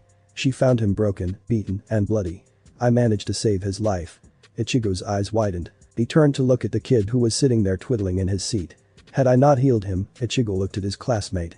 He would have been dead by now. Ichigo looked down, understanding what she meant. He decided to stay, wondering just what the hell the kid did to possibly deserve such a fate and what he had to deal with. Soifan began to adjust the machine and then kissed the top of Naruto's forehead, which was just barely visible. The projection screen suddenly lit up and started with the first memory Naruto ever had, the attack of the Kyuubi no Yoko. Central 46. Central 46, the meeting place of 40 wise men and 6 judges. They were the supreme leaders of the Soul Society outside of the king of the Shinigami himself. They were the highest law. Whenever a decision was made by the Central 46, nobody could challenge it. But the Central 46, for all its apparent power, was essentially defenseless on their own, as not one member of the Central 46 had ever received combat training. Hence the reason why the Central 46 was now utterly destroyed, their blood coating the floors. In the middle of the room was a humanoid figure sitting in a relaxed position. The figure had distinct spiky protrusions coming from his arms, and he appeared to be very slim, but still muscular at the same time. Suddenly the person's eyes opened, revealing pure crimson orbs. It looked to its left and spoke out with little emotion. So what is it that Aizen wants? The man's voice was split, almost as if 2 voices were talking at once. One voice sounded as if it were echoing down a hallway, the other sounded as if it was a whisper from a killer out of the shadows. A hollow crawled out. The hollow seemed to shiver in the being's presence, but it spoke up. My lord, Aizen-sama has asked me to inform you of a change of plans. The man that hollow was addressing turned his head. Go on. Then the hollow seemed to back away as it looked behind itself. Aizen-sama has requested that you return to Hueco Mundo to receive full details. The man sighed as he stood up, the light in the chamber shining on him. The man was no man, he was a hollow Vastolard. The man's face was terrifying. His face was a mask with slightly longer fangs than normal. There was a tattered hood over his head, along with a tattered black cloak that went down his back. But that wasn't the only thing. It appeared as if there were feathers on his back, almost like wings. This man was no man, it was a hollow Vastolard. The Vastolard turned to the shadows. A pair of golden eyes with red tint surrounding it opened as a light growl permeated the air. Stay here, I will be back soon. Vastolard turned to leave with the hollow, but suddenly stopped and be calm. The Vastolard seemed to melt into the shadows as the eyes slowly closed before a light growl permeated the air. As you wish. Makura-sama ran through an alley as he held on to his right arm. Looking down, he saw the light trickle of blood coming down it. Damn, I put too much into that arrow. He had just finished fighting against several Shinigami from multiple divisions. Apparently the entire 11th division, if what that one Shinigami said was true, was taken down by the spiky-haired Ryoka. He knew it had to be Ichigo. He was the only one in their group that had such a hairstyle. Uryu tightened the grip he had on his arm and tore off part of his clothing, quickly wrapping it around the bleeding part in the arm. Satisfied with the quick first aid, he turned his attention to the center of the Sirte. It would be a while before he could get there unless. Uryu quickly checked his reserves and nodded his head. I have enough left over that I can use Harinkyaku for a few miles. That should cut the distance I have to walk or run in half. But I will need to avoid conflict with any Shinigami I may come in contact with. Uryu sighed as he looked in the direction of the Sirte. Not like I have much choice. Quickly charging into his feet he began to flash towards the city. Meanwhile a black cat with golden eyes was darting through the alleys closer to the Sarate. Yaruchi had not been to the Soul Society in over 100 years, and a few things had changed in the central area. Now do I take a left here, or was I supposed to take a right back there? Yaruchi was trying to find the headquarters of the Central 46, hoping she could possibly revoke their decision in regards to Rukia. Deciding to take a left she continued onwards. Projection room. The seated officers, lieutenants, captains, and the Ryoka were sitting as the projection screen came up revealing Naruto's memories. His first memory was just the ceiling, but what happened next shocked the viewers. 3 days old. Naruto was laying in his crib, no more than a few days after the Kyuubi attack. He was wide awake and was viewing his surroundings. Suddenly the door to the nursery opened revealing a young nurse with a scalpel in her hand. She walked over to Naruto's crib and sneered, "Demon, I am going to enjoy this so very much." She placed the scalpel against his cheek and began to carve in his whisker marks. Naruto screamed as he began to thrash about in his crib. The nurse smacked him across the face, "Quiet demon, you deserve no less." She dug deeper into his cheeks with a scalpel and spun it in her hands, a murderous grin on her face. "Time to die, demon." She brought the scalpel down about to drive it into Naruto's heart when the doors were slammed open as a man with white hair and a white dog mask and a man with spiky brown hair and a bear mask grabbed her arms. The nurse yelled, "Let me go, the demon has to die." The woman was struck in her left temple as she was dragged out of the room. Not even a minute later a woman with brown hair and square purple marks ran into the room, her eyes widened as she yelled out to the two men, "Kakashi, Tenzo, get me some coagulants, now we need to stop his bleeding." She looked at Naruto and pulled out some cotton balls and began to dab at the scars. His eyes closed as the pain became too much to stay awake with. Everyone in the room was disgusted and horrified. How could a nurse do such a thing? Aisane had her hands at her mouth as her eyes were watering with tears while Yusashika began to sob, "Heartless humans, how dare they." Unohana clutched her Zanpakuto and attempted to hold in her tears and failed. How could a nurse do such a thing? A year old. Naruto was sitting in a closet clutching a blanket to himself. He was no more than a year old and he was living in the dampest part of the orphanage, the basement. He had not been given any food in several days and was incredibly hungry. He suddenly heard something fall over and saw a small rat climb over a fallen barrel of bolts. Naruto felt his stomach growl and he looked at the rat and without a moment's hesitation, he used the movement he had in his legs and ran for the rat. The rat jumped onto the ground and ran for a hole in the wall. Naruto managed to grab the rat's tail and the rodent quickly rounded on him and bit his flesh. Naruto wanted to cry out but instead grabbed the rat by his neck and squeezed. Crack. The rat fell limp in his hands as Naruto looked at it. He swallowed and then bit into the rat's head. It tasted absolutely disgusting, but he was too hungry to care in the slightest. He continued to eat the raw flesh and felt it slide down his throat. He felt the bones prick against his stomach but didn't care. When all that was left of the rat was the tail, he placed it in his mouth and like a piece of spaghetti slurped it in. He coughed up a bit of fur that had lodged itself into his throat and crawled back to his blanket. There were moth holes in it and it was so thin it might as well be paper. Naruto curled up in the corner of the room as he began to try and sleep. Everyone in the room felt as if they were going to vomit from disgust. The fact that Naruto was so hungry he would eat a raw diseased rat and not care was mortifying in itself. Ishiro grabbed his stomach as he tried to keep himself from vomiting right there, but ended up having to run to a nearby trash can as he also coughed up some blood and I thought tuberculosis was bad. Kiin and Sentaro wasted no time and ran to the trash bin as well. The two ended up puking right on the edges. Kiin fell to the ground into a ball as she began to whimper. Sentaro was barely holding himself up as his eyes began to water. 2.5 years old. Naruto sat outside waiting to be let back in.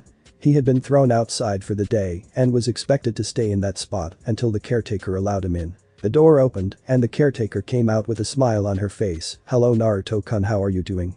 Naruto looked at her with slightly scared eyes. "Oh okay." The woman knelt down and smiled, but one with training could obviously see the evil glint in her eyes. "That's good, now look." She sat down next to him and placed her arm on his shoulder. "I want to apologize for being so cruel to you over the years. I had no excuse for that." She smiled at Naruto who was incredibly confused. But Naruto was silenced as the girl patted his head. "Oh don't worry." Before Naruto could think he was wrapped in a hug by the woman. Naruto at first was shocked, but the hug was so warm that he just melted into it. He never noticed the woman smirk, "Died demon," before she buried a rusty knife in his chest. Naruto screamed in pain as he fell over backwards and tried to pull the dagger out. The woman grabbed his arm and snapped the wrist before he could. "Please, I can't believe you actually fell for that. Why would I be sorry for giving you exactly what you deserve?" She grabbed the dagger and twisted it in his chest, forcing him to scream in pain as the blood began to crawl across his chest. She then began to kick him in the side, all the while laughing with glee, but her laughter was cut short as a woman came out of the orphanage and punched her square in the mouth. "You bitch." The woman attacked the caretaker and knocked her out cold by smashing her face into a nearby wall. She turned towards Naruto in shock and grabbed him, her pink hair flopping against her body. "Oh Naruto, I am so sorry," his eyes closed as he passed out from blood loss. The women in the room began to sob uncontrollably as the men began to grip their Zanpakuto. Orihime latched onto Ichigo's chest and sobbed into it. Rukia grabbed Renji and used him to keep herself from falling over. Ichigo was snarling in absolute hatred as he mentally snarled, "That fucking bitch, that whore is dead if I ever see her." Renji was thinking along the same lines, "Goddamn cunt, I can't believe she would pull such a dirty trick." Byakuya felt absolutely sick. How could a woman most likely old enough to be a mother hurt someone so callously and so scornfully? How dare that wench, that monster. He looked at Rukia as she cried into Renji's side, "Hisano, what would you do?" 3 years old. Naruto was no older than 3 as he was thrown into a cage, fox ears and 9 fox tails sewn and stapled into his body. Outside there were over 50 people with torches and pitchforks laughing at him as they all started placing bids for his head. 5,000 to 6,000 ryo, 10,000 ryo. The bids continued as the one holding an iron rod and a flame was smirking, "Alright everybody, let the fox hunt begin." The cage was opened as the man placed the tip of the iron rod, which had the kanji for murderer in it, onto his bare flesh. Naruto ran out of the cage down the streets as the mob chased after him with knives, torches, and pitchforks. Naruto ran down an alleyway as standing civilians threw rotten food at him. He ran down the alley until he came to a fork in the road. He quickly turned left and ended up in the clan district. The mob followed after him, not knowing that they were in the last place they wanted to be at the moment, out in front of the Inyazuka compound. Naruto was about to take another turn when he tripped and fell on a rock. He skidded face first in the gravel, cutting up his face incredibly badly. The mob quickly surrounded him, killed him, and proceeded to beat and burn him continuously. The leader of the mob, one Shippo Inyazuka, took out a large pipe. "Now we will show you what happens to fox demons in our village." He swung the pipe down, aiming to splatter Naruto's head across the street, only to get kicked right in the face by one Tsume Inyazuka. She looked at her husband in utter disgust. "Shippo, you disgusting bastard, how dare you do such a thing?" His claws lengthened as Shippo began to quiver at the sight of his wife. "Yes, Tsume CH-chan, I was just removing a threat to our children." Tsume slashed Shippo across the face as a dozen Inyazuka swarmed behind her, their dogs snarling at the mob. "Our children don't need to be threatened by an innocent child. It was a mistake marrying you." She looked at the rest of the Inyazukas behind her. "Get them." Within moments the mob had scattered as the Inyazukas brutally attacked the mob while Tsume grabbed the now fleeing Shippo. "You, on the other hand, are going to be punished by me personally." Shippo screamed as Tsume dug her claws into his stomach and tore it open before she threw him to the ground.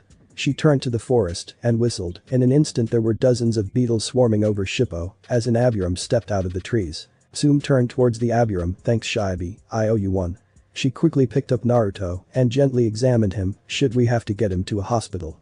She began to run towards the hospital with her Ninken Kurumeru behind her. Sajin fell backwards on his ass as he clutched his chest, snarling in anger but sobbing in total anguish.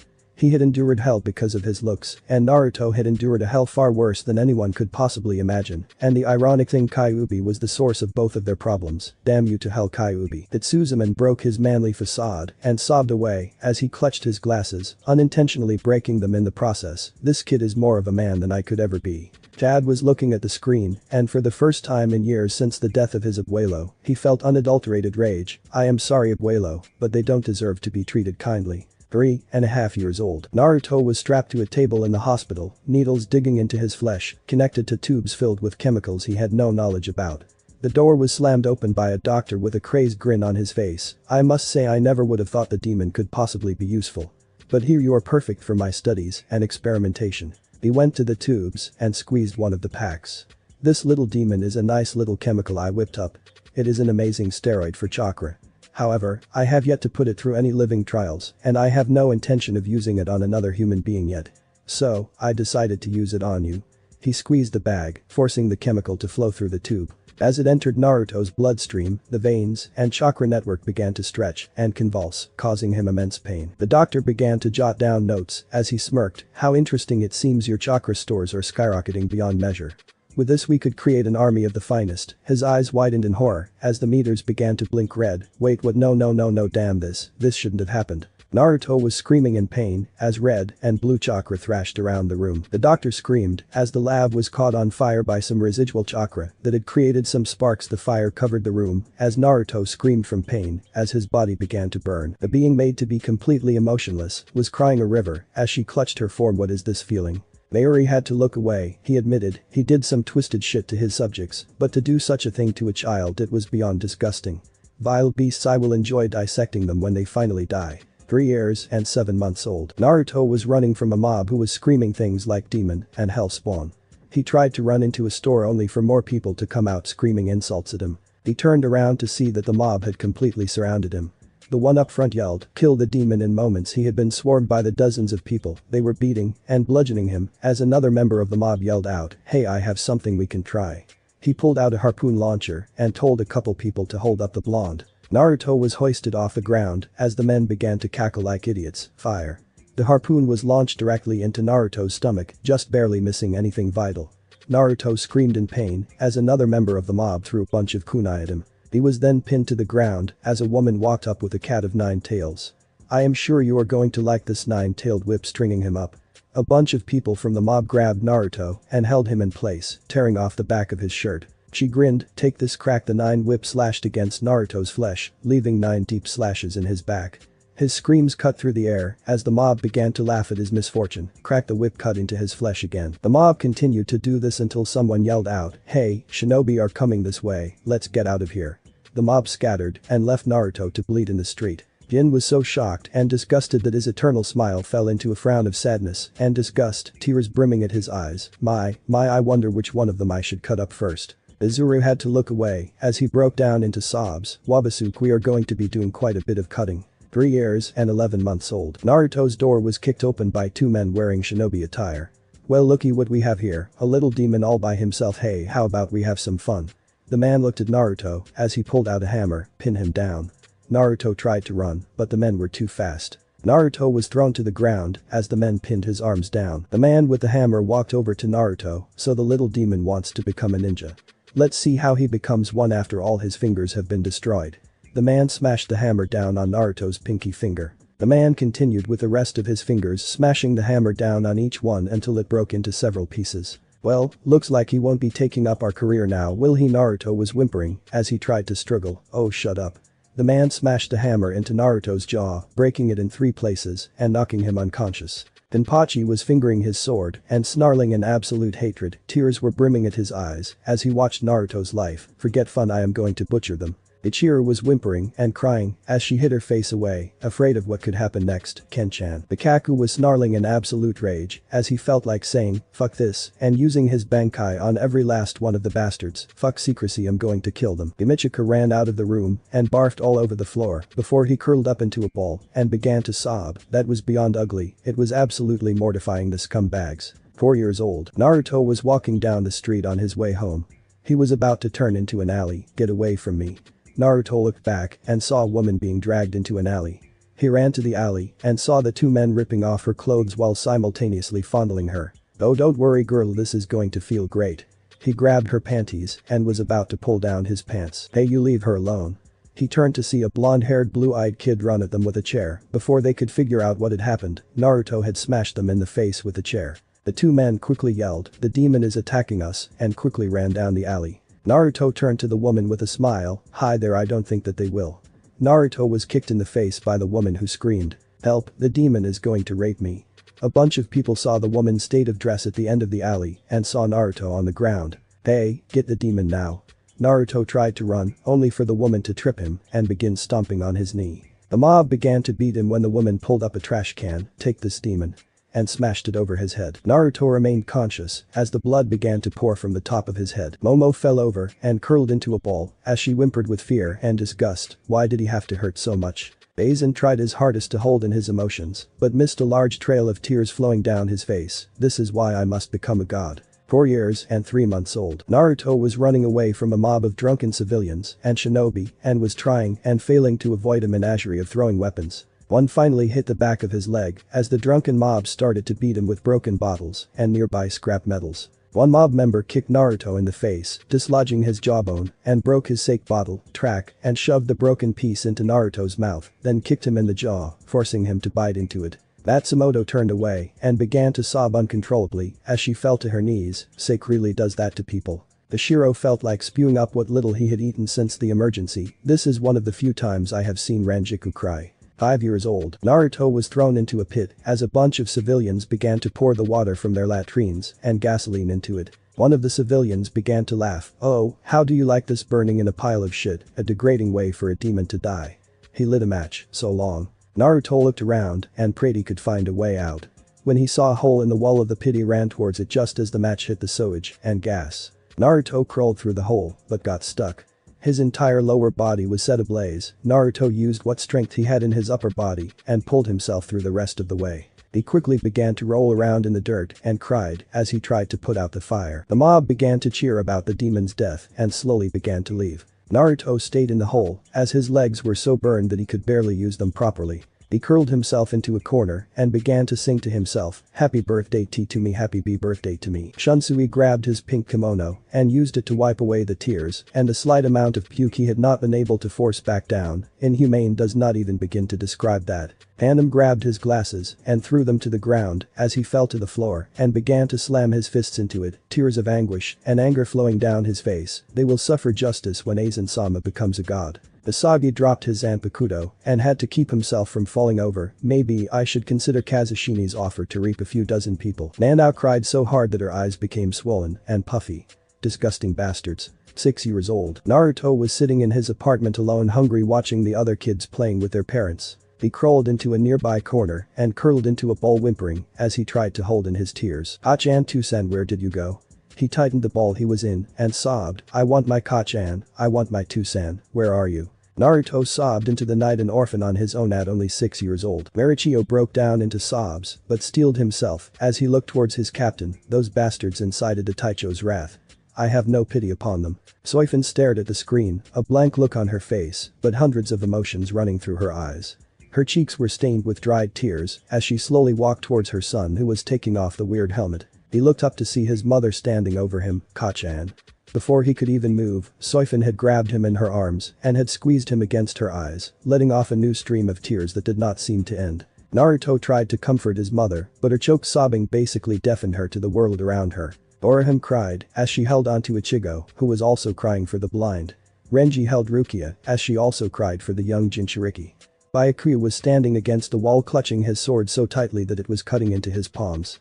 Toshiro was comforting a sobbing Ranjiku while trying to hold in his tears. Shunsui was looking at the ground while rubbing Nanao's back. Ishiro, Kiin, and Sentaro were holding each other up as the three sobbed. Mayuri was twiddling his fingers, a torn look in his eyes, as his daughter fell to the floor in a fetal position and began to rock back and forth, not used to the new emotions. Gin could not bring a single smile to his own face, and Azuru was looking incredibly emo as his tears dragged down his face, along with his hair going across his eyes. Kenpachi was holding Yuichiro like one would an infant as she cried into his chest. Ikaku was thumbing his Zanpakuto while he cried. Yumichika came back into the room looking worse for the wear. Momo was clutching onto Aizen, who was stroking her hair like a parent would a child while he himself was crying a bit. Aisane was using her Zanpakuto to hold herself up while simultaneously clutching her stomach. Hinataro had fainted while Yusashika had thrown his glasses and clutched his eyes. Unohana was about to keel over from the myriad of emotions she was feeling. Hanum pushed himself off the ground and used his sight to look in Naruto's direction while Hisagi bandaged his wound from clutching his fist for so long. Chad had already left the room and people heard loud roars of anger as several things seemed to collapse. He came back in as Sajin began to cry and he could have sworn he heard an animal whimper while Tetsuzuman broke down all his manly walls. Soifin held Naruto tighter to her. "My baby, my little Naru-chan, I promise never to let anyone hurt you again." Everyone turned around to see that the doors to the projection room had been blown off. Everyone got into combat positions as several figures moved through the cloud. Once the cloud dissipated, it revealed Yamamoto and his entire squad. The first to speak up was surprisingly Sajin. "Sateicho. What are you doing here?" Yamamoto looked at Sajin, then turned his attention to the rest of the Shinigami in the room. By order of the Central 46, Rukia Kichiki is to be immediately executed for her crimes against the The room quickly went silent as everyone processed what he had just said. The Ryoka are also to be placed in detention until further notice. Ichigo, Orihime, and Chad tensed up as they backed away from the old captain. The Seicho then turned his attention to Naruto, and that creature is to be returned back to where it belongs, and all Shinkamen to that place will be destroyed forever. Aizen's eyes widened in fury. I never sent out any orders to destroy the Shinkamen. What is going on here? Soifin snarled at Yamamoto and stood protectively in front of her son, like I will allow you to lay a finger on my son, the Ryoka who saved him or Rukia for protecting him. Yamamoto pulled out a piece of paper, by order of the Central 46 5 years ago. If anyone from the elemental nations were to somehow gain passage to then the gates are to be destroyed entirely. For some reason those of the elemental nations are capable of seeing us, thus they are a threat to our society, and it is for that purpose that the gates must be destroyed, so as to prevent possible contamination. Soifin pulled out her Zanpakuto, you will have to go through me to get to him. Yamamoto got ready to pull out his Zanpakuto when all the other captains, lieutenants, and seated officers got in front of Naruto and drew their own Zanpakuto. Shunsui stepped forward, sorry about this old man, but it looks like your order just got vetoed. Yamamoto's eyes quivered. What do you mean? Jashiro stepped up. Surely you remember the one thing you had basically hammered into our heads according to law set down by the Shinigami King, an act given by the Central 46, can be vetoed if 8 or more of the Gate 13 vote against it. Yamamoto narrowed his eyes and quickly drew his Zanpakuto. You also seem to forget that it can only be done for 2 actions by Central 46, so which one are you going to choose? The captains got ready to engage their Shikai, but Rukia stepped forward. Leave Ryoka and Soifin Sama's son alone. I will go. She looked down as everyone's eyes widened. Rukia, you can't. Rukia walked forward as 2 members of the 1st Division cuffed her. They quickly disappeared via Shunpo, their destination and mission to the Sakyoku to execute Rukia Kichiki. Soifin's eyes widened in fury as she looked at the captains. Watch my son try to hold off the execution. She jumped out the window that had been created by Chad's fist, her destination and mission Central 46, to make them revoke their decision. Amida turned towards his squad. You heard Soifin Taicho stop that execution. A resounding set of highs followed. Kushina grabbed Kenpachi's arm. Come one big guy, let's kick their asses. She used Shunshin to attempt to follow after the Onmitsukido while Kenpachi was grinning. Finally someone, as crazy as I am. The other captains and seated officers scattered to assist in Soifin's orders. Chad engaged his Brazo Derecho de Gigante and charged as much Ryatsu as he could into the fist. Ichigo got his Zanpakuto at the ready to do some damage, and for some reason it began to slightly shift, but nobody really noticed, and Orihime had all her Shunrika activated. All of them had one thought in their heads, stop the Sakyoku. But Soifin kicked down the doors to the Central 46 and ran at the front gates. She did not bother to check around if there was anything wrong going on, she was too damn pissed to do that. She kicked open the front gates and went straight towards the central chambers. Once the door was in sight she ran at it with full speed and with a charge punch courtesy of Tsunade's teachings, she sent the door flying into the opposite wall. What she found inside was not what she was expecting. The Central 46 had been butchered like animals and no part of the room was without bloodstains. She walked in and looked around, quickly engaging her Zanpakutos. Green Soifin snapped around to the direction she heard the growling to see a 5-toed paw with giant black claws come out of the shadows, followed by another paw. The form began to grow out of the shadow as it was revealed to be a bear like Ajuch's. Soifin was about to attack it, but then her eyes focused on the scratches across the beast's eye, as well as the beast's massive size. Her eyes widened in shock and her hands began to tremble as she looked at what was in front of her. It was the exact same hollow she fought when she first went to the elemental nations almost 10 years ago. Soifin stared at the bear Ajuch's. She could not believe her eyes. It was rare for a Shinigami to fight the same hollow more than once, and it was even rarer that a hollow survived that many encounters, but this Ajuch's had survived her twice. She grabbed the hilt of her Zanpakuto, there won't be a third time. She charged into her Zanpakuto, sting all enemies to death Suzumabachi. The bear Ajuch's roared a guttural roar that sent waves of through the air before it leapt at her. She had barely managed to transform her Zanpakuto when the hollow slashed at her. She ducked under the beast's strike and ran to the other side of the room. The beast turned towards her, its eyes flashing red for a moment. Soifin faced her palm out, Hado 33. Sakatsui. Her fingers arsed with the energy then shot from her fingertips and smashed into the side of the Ajuch's. Soifin jumped down expecting the Ajuch's to be dead. Brian, but had to jump out of the way when black claws lined with a brownish lash in her direction. The cloud dissipated, revealing that she had only sung the Ajuch's. Damn, this is a bad need to finish this quickly. She pulled her arms up, Hado 31. Shakaho. She fired off a blast of red at the Ajuch's. The bear quickly jumped out of the way as its eyes flashed red again. It then opened its mouth and fired off a brown Zero. Soifin jumped out of the way just in time. The bear Ajuchas opened its jaws ready to fire another Zero when it suddenly snapped its head to its side. Before Soifin could tell what had happened, the Ajuchas had crashed through the wall of the chambers and ran towards the exit. Soifin stood up confused beyond hell. What just happened? Ajuchas, why was it here? Wait a minute. She looked at the blood in the room. This blood is weeks old and Rukia was only captured last week, so that means. Her eyes widened in realization. Oh Kami, no, not wasting any more time, she ran to the exit. I have to stop that execution. She jumped onto the rooftops and headed towards the Sakyoku. Sakyoku, the entire 1st Division appeared in front of the Sakyoku. Rukia was quickly thrown onto the device. As Yamamoto spoke, Rukia Kichiki, you have been charged with high treason by the governing body of the Soul Society. You will suffer the ultimate punishment. Have you anything to say? Rukia looked down. No, I have nothing to say to you. She spoke with utter disdain towards the Satecho. Yamamoto nodded his head, very well, releasing the Sakyoku.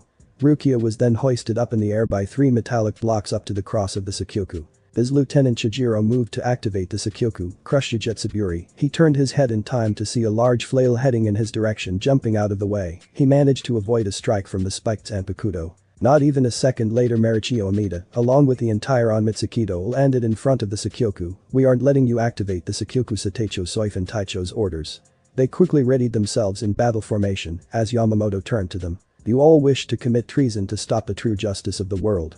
You all will be punished severely for your sins. The 1st Division charged at the 2nd Division. Amida turned to the Onmitsukido. Show these punks what you can do. The Onmitsukido attacked the 1st Division with everything they had. Tajiro ran straight for Amida and pulled out his Zanpakuto, bite Gonryumaru. His Zanpakuto went from a katana to a rapier. As he thrusted at Amida, Amida grabbed the chain of his Zanpakuto and used it to catch the Zanpakuto in between the links. Marichio grinned at the shocked Chijiro. I ain't a lieutenant for nothing. Marichio kicked Sasakib in the chest and released the 1st Division Lieutenant Zanpakuto. Take this.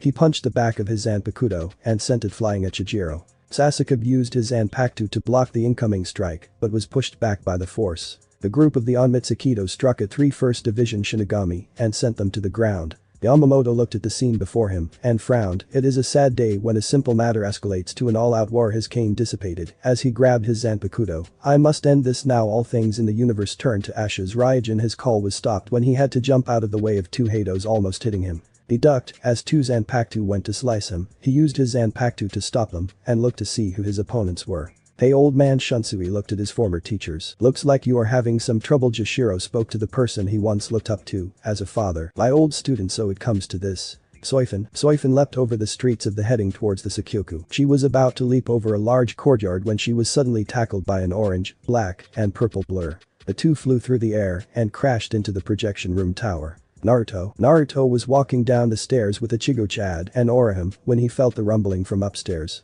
He was about to run down the stairs when he felt an increase in spiritual pressure. One he recognized, Kachan.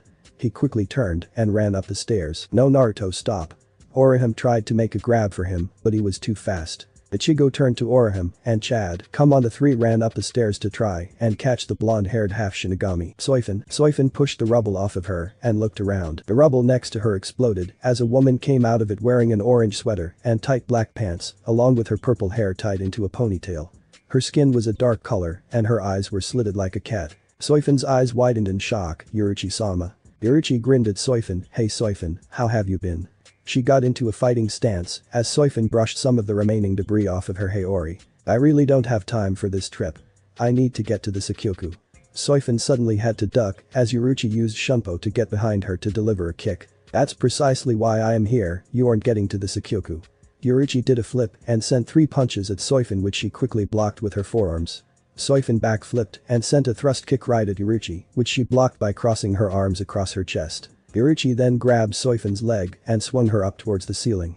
Soifin flipped in the air and using the ceiling as a springboard, shot herself at Yuruchi, string all enemies to death Suzumabachi. She then charged into her Zanpakuto, making it turn black Kuroi Ken. Yuruchi moved out of the way, barely avoiding the strike by her old student. Soifin's stinger slammed into the ground. At first nothing happened. Crack, but in an instant the entire floor had spiderweb cracks running through it. Yuruchi jumped back as Soifin looked at her. You like it? I spent years working on it. Yuruchi was shocked by this new ability. What was that?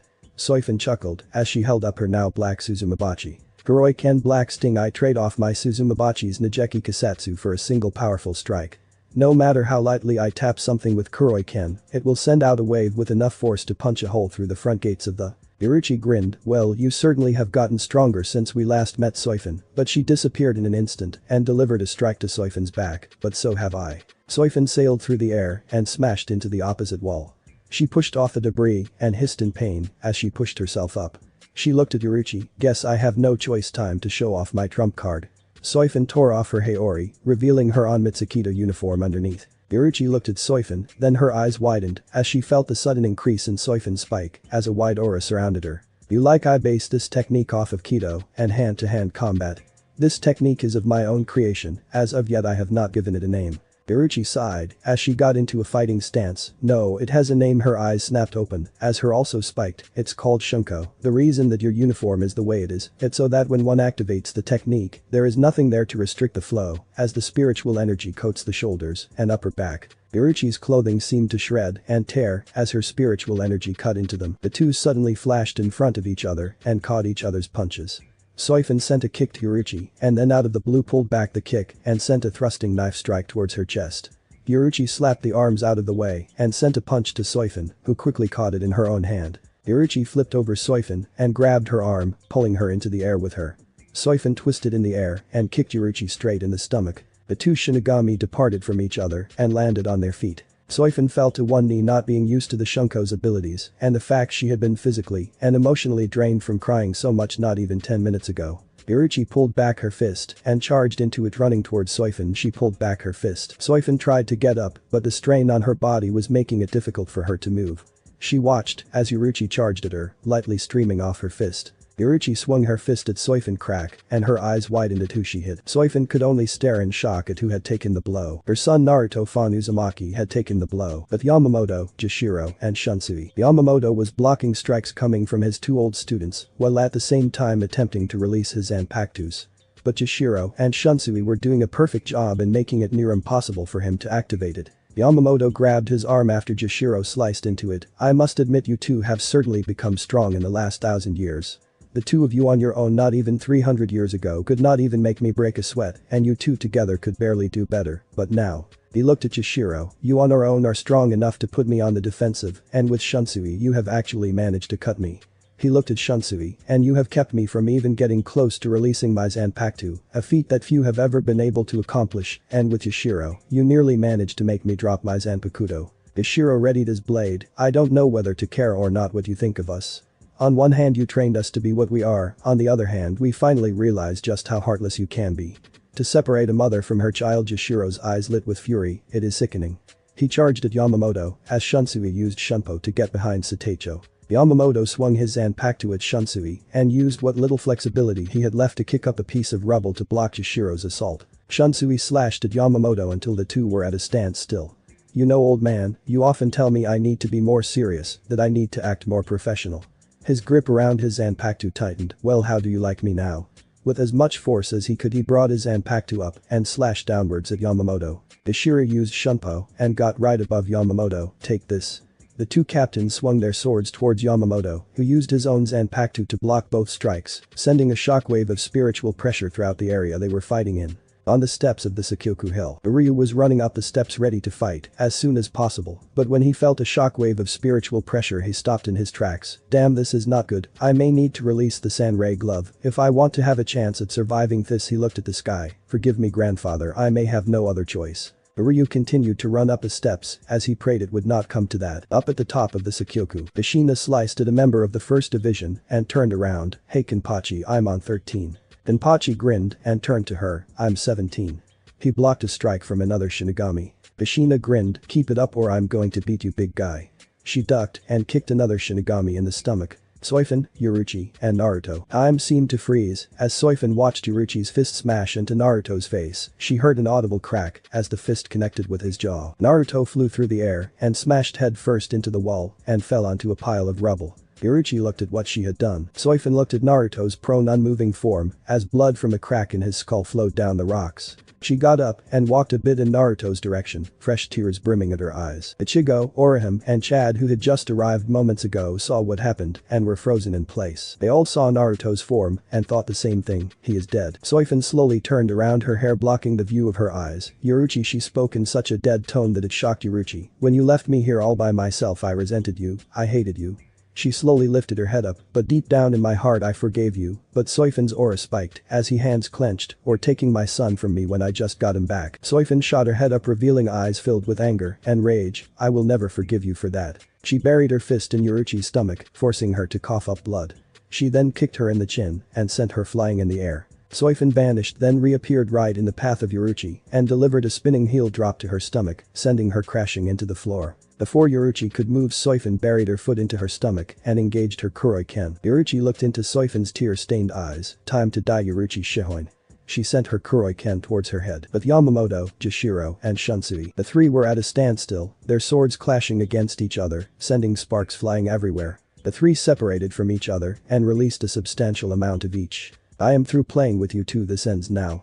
He held up his Zanpakuto as the other two shot at him. On the Sakyoku, Kushina punched a 1st Division member in the face, while Kenpachi was blocking 7 sword strikes. The Kaku was using his Shikai and knocking down large amounts of Shinigami. Sajin was simply blocking strikes as he began to walk towards the Sakyoku cross. Unohana was healing any Shinigami she could. Ashiro was blocking several 1st Division members. The landscape of the battlefield had turned into an all-out brawl. Amida threw his Zanpakuto at Chijiro. Take this, you white-haired bastard.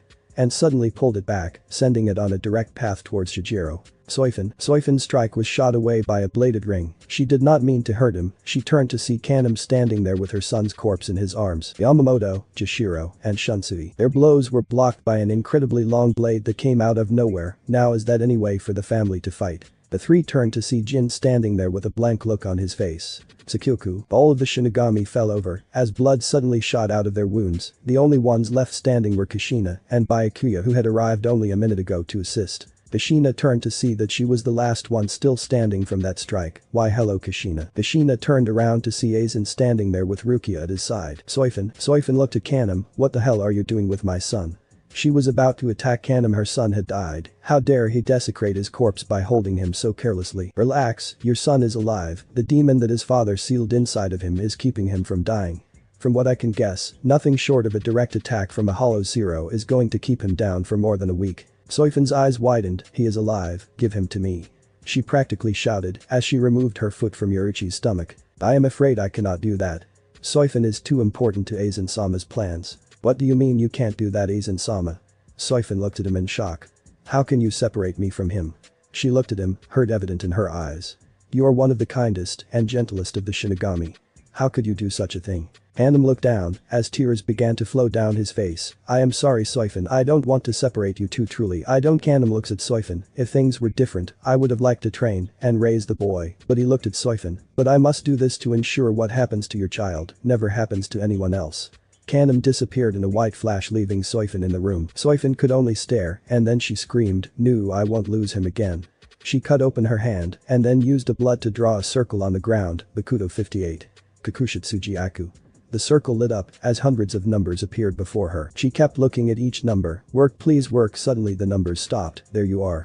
Without a moment's hesitation, Soifin jumped out of the window and used Shunpo, heading straight towards the Sakyoku. Yoruchi saw where she was going. Using her right arm, she pushed herself up, but not before coughing up a few globs of blood. She looked towards where Soifin was going and noticed the amount of spiritual pressure thanks to her 100 years of training, and she knew that things were going to be bad. She might need my help. She saw Ichigo, Orihime, and Chad. Hey guys, grab my arm now. The three ran over and did as they were told. This is going to be a bumpy ride. She disappeared via Shunpo and followed after Soifin. Sakyoku Hill. Aizen was standing with his hand transformed, shoved into Rukia's chest as he tore out a pink gem-like object, the Hijoku, such a small thing. He threw Rukia to the ground as he blocked a strike from Byakuya, who had murder in his eyes. Jin blocked several strikes coming from Jashiro, Shunsui, and Yamamoto. Kanem suddenly appeared with Naruto under his arms. Aizen-sama, we have the boy. Aizen grinned as he kicked Byakuya away. Good, we shall now depart. The sky seemed to split open as a black maw opened. Out of the black maw came several white-faced beings with black bodies and pointed noses, Jillians. The three traitors were surrounded with a golden light as the ground beneath them seemed to tear from the surface. Yamamoto sighed. It's too late, there is no way to stop them now. Aizen grinned as he swept his hair back and broke his glasses. Goodbye Shinigami, when we next meet it will not be so pleasant. Just as they were about to be pulled into the Garganta. Aizen. They all looked to see the ground shatter as Soifin suddenly appeared via Shunpo. She ran towards the Sakyoku and used her Kuroiken, shattering the weapon to pieces. Soifin, what are you doing? Unohana watched as Soifin grabbed a large fragment of the Sakyoku and raised it up. You aren't taking my son from me. Aizen squelched. Soifin shoved the shard of the Sakyoku into her Suzumabachi that was still on her arm. Her spiritual pressure suddenly skyrocketed as she pointed at Suzumabachi at Aizen. Bankai. The ground shattered under the sheer force of her spiritual pressure, sending large fragments of earth and debris everywhere. Time to die, Aizen. The cloud created by her sudden spiritual release cleared and she stood there with her Bankai activated. She had a long missile launcher on her arm and a set of armor that covered her right side of the body and extended over her shoulder as a face mask. Jakuho Reikaben. The missile pod launched off of her and went straight for the Garganta. Before anyone could say anything, she had already used Shunpo, but nobody saw where she went. The missile hit the Garganta straight on, boom, and with enough force to distort the atmosphere the Garganta was destroyed. Aizen, Kanem, and Jin fell through the sky as their protective beams dispelled. Soifin made a grab for Naruto and took him from Kanem's arms, but not before she kicked the man in the face for trying to take her son in the first place. She turned around to get back to ground squelch, but stopped as she felt a searing pain run through her body. Blood exploded from her form as she too fell to earth. Aizen, Jin, and Kanem managed to land on their feet and thus avoided such a painful fate. It was at that time that Naruto chose to wake up and he groggily rubbed at his eyes. Once he opened them he was met with the face of his mother and her blood-splattered form, Kachan. He grabbed her face and looked at it. Kachan, wake up, Kachan. Tears began to fall from his face as he began to quiver. Kachan, wake up. But no motion came from Soifin. He fell backwards. No, I just got you back, Kachan. I don't want to be alone again. Please don't let me be alone. No. Naruto slammed his face into his mother's body as Aizen walked behind him. I am sorry it had to come to this, Naruto, but you are too valuable to our cause to allow her to raise you amongst the Shinigami. Naruto seemed to stiffen as he explained, fear not, for when I ascend to godhood and crush all oppression in this world, I will be able to bring your mother back. He reached for Naruto. Now come. Naruto began to process what he just heard. This man killed his mother also he could become a god. Naruto's eyes turned crimson and his pupils became slits. Aizen was about to grab Naruto and bring him with them when the blonde suddenly snapped his head around. His whisker marks were deeper and more defined, his eyes now burned with a crimson fire and his nails were lengthening and sharpening into claws. I'm going to kill you. Before Aizen could react, Naruto had slashed him across the face. He jumped backwards as Naruto began to shout, you bastard, you killed her, you took the only family I had. 3 Naruto screamed in pain as crimson energy began to shoot out of his body. On the other side of the field, Uryu had finally gotten through the trees in time to see Naruto release his crimson aura. What is this? Not a moment later, Yuruchi, Ichigo, Orihime, and Chad appeared next to him. Ichigo, Orihime, Chad, who are you?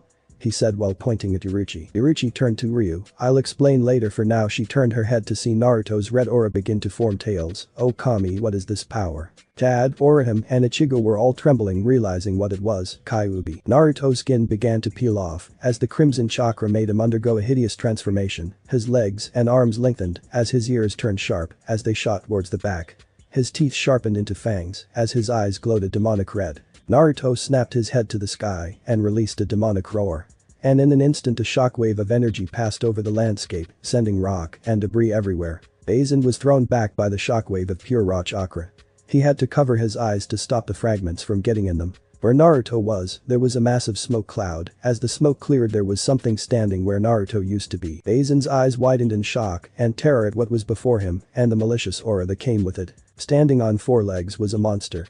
It had crimson skin that seemed to scatter and shift almost as if it was hundreds of thousands of nerve endings. Each limb had a set of claws that looked sharp enough to cut through his Zanpakuto. Its eyes were pure white, but it was like looking into a white void. Behind the creature were fur tails with sharp ends that looked like they could pierce. The beast seemed to release a low guttural growl and then opened its jaws. Before Aizen could think, the creature was right in front of him and had slashed across his chest. He jumped back to avoid it biting down on him. Jin jumped in front of Aizen, shoot to kill Shinso. His Zanpakuto extended and shot towards the beast, but it did not even pierce the flesh. Jin was about to pull back his blade when the monster grabbed his sword and broke it in its claws. Jin was so shocked he did not notice the backhand coming at him until he felt the burning pain hit him. Aizen saw Jin fly into the air and smash into the ground before the demon before him grabbed his arms and slammed him into the ground. The beast roared in Aizen's face, and then it seemed to shake as its surface skin began to convulse.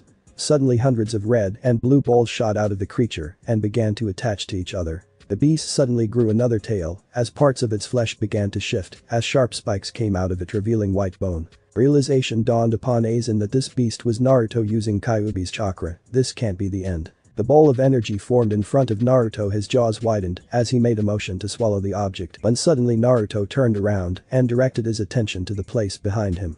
Everyone watching was confused as to why he would suddenly change his focus until they felt it a spiritual pressure that felt empty dark. Suddenly the area Naruto was looking at seemed to tear and suddenly the air split open into a massive garganta large enough to swallow up Sakyoku Hill itself. Ryu's eyes widened in terror, a single statement running through his head, one of the last things his grandfather had told him. When the air around you feels empty and a feeling of nothingness passes over you, the air will split and form a void large enough to swallow a city, the abyss. Ryu shook his head. No, it can't be, it was only a legend. Everyone watched in terror as they looked at the garganta. It was large enough to summon forth an army of Jillians. The Shinigami all ready theirs and packed ready to fight whatever came out of there. Clack, everyone waited as they heard footsteps coming towards them. Clack, the sound was getting closer. Clack, clack, clack, there was more than one set of footsteps. Everyone watched as they saw 5 forms walking out of the garganta. 3 were standing straight up, presumably bipedal, while the other 2 seemed to be quadruped. Suddenly a taloned foot came out of the garganta, followed by another taloned foot. Following those 2 were 4 reptilian feet, along with a sliding tail, 4 clawed feet belonging to a bulky beast, 2 clawed feet that seemed to be meant for climbing, and 2 more gentle steps fit for a princess. 5 hollows had come out of the garganta. The one to the far right was a large crocodile, a juchas.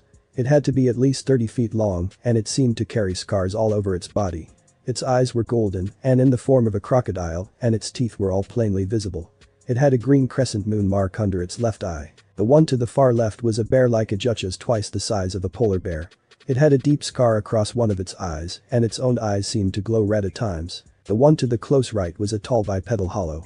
It was taller than Shunsui, and each arm had 3 sharpened claws on it. But coming from it back were 4 spider-like legs. Its mask had a set of mandibles and fangs. The hollow looked like a humanoid spider. The one to the close left was slim, it had long white hair and had a gentle figure, making it seem incredibly feminine. Its eyes seemed to have a tint of blue to them. It was also holding a handmade harp in one arm. But the one in the middle looked like a being of darkness taken straight from the Bible. The being was tall and slender, but still muscular in some places. He had sharpened claws on each hand along with torn cloth as a cloak over his shoulders that he wore like a hood. His hollow mask was pure white and had longer fangs than normal, and its eyes glowed crimson, but what was truly horrifying were the 2 tattered black wings on its back. In one hand was a large black scythe that glowed with a menacing aura as black miasma seemed to trail off of the blade. Thanks for watching my video. Leave a like if you enjoyed my video, and also do consider subscribing to my channel for more awesome content. See you next time, till then, sayonara.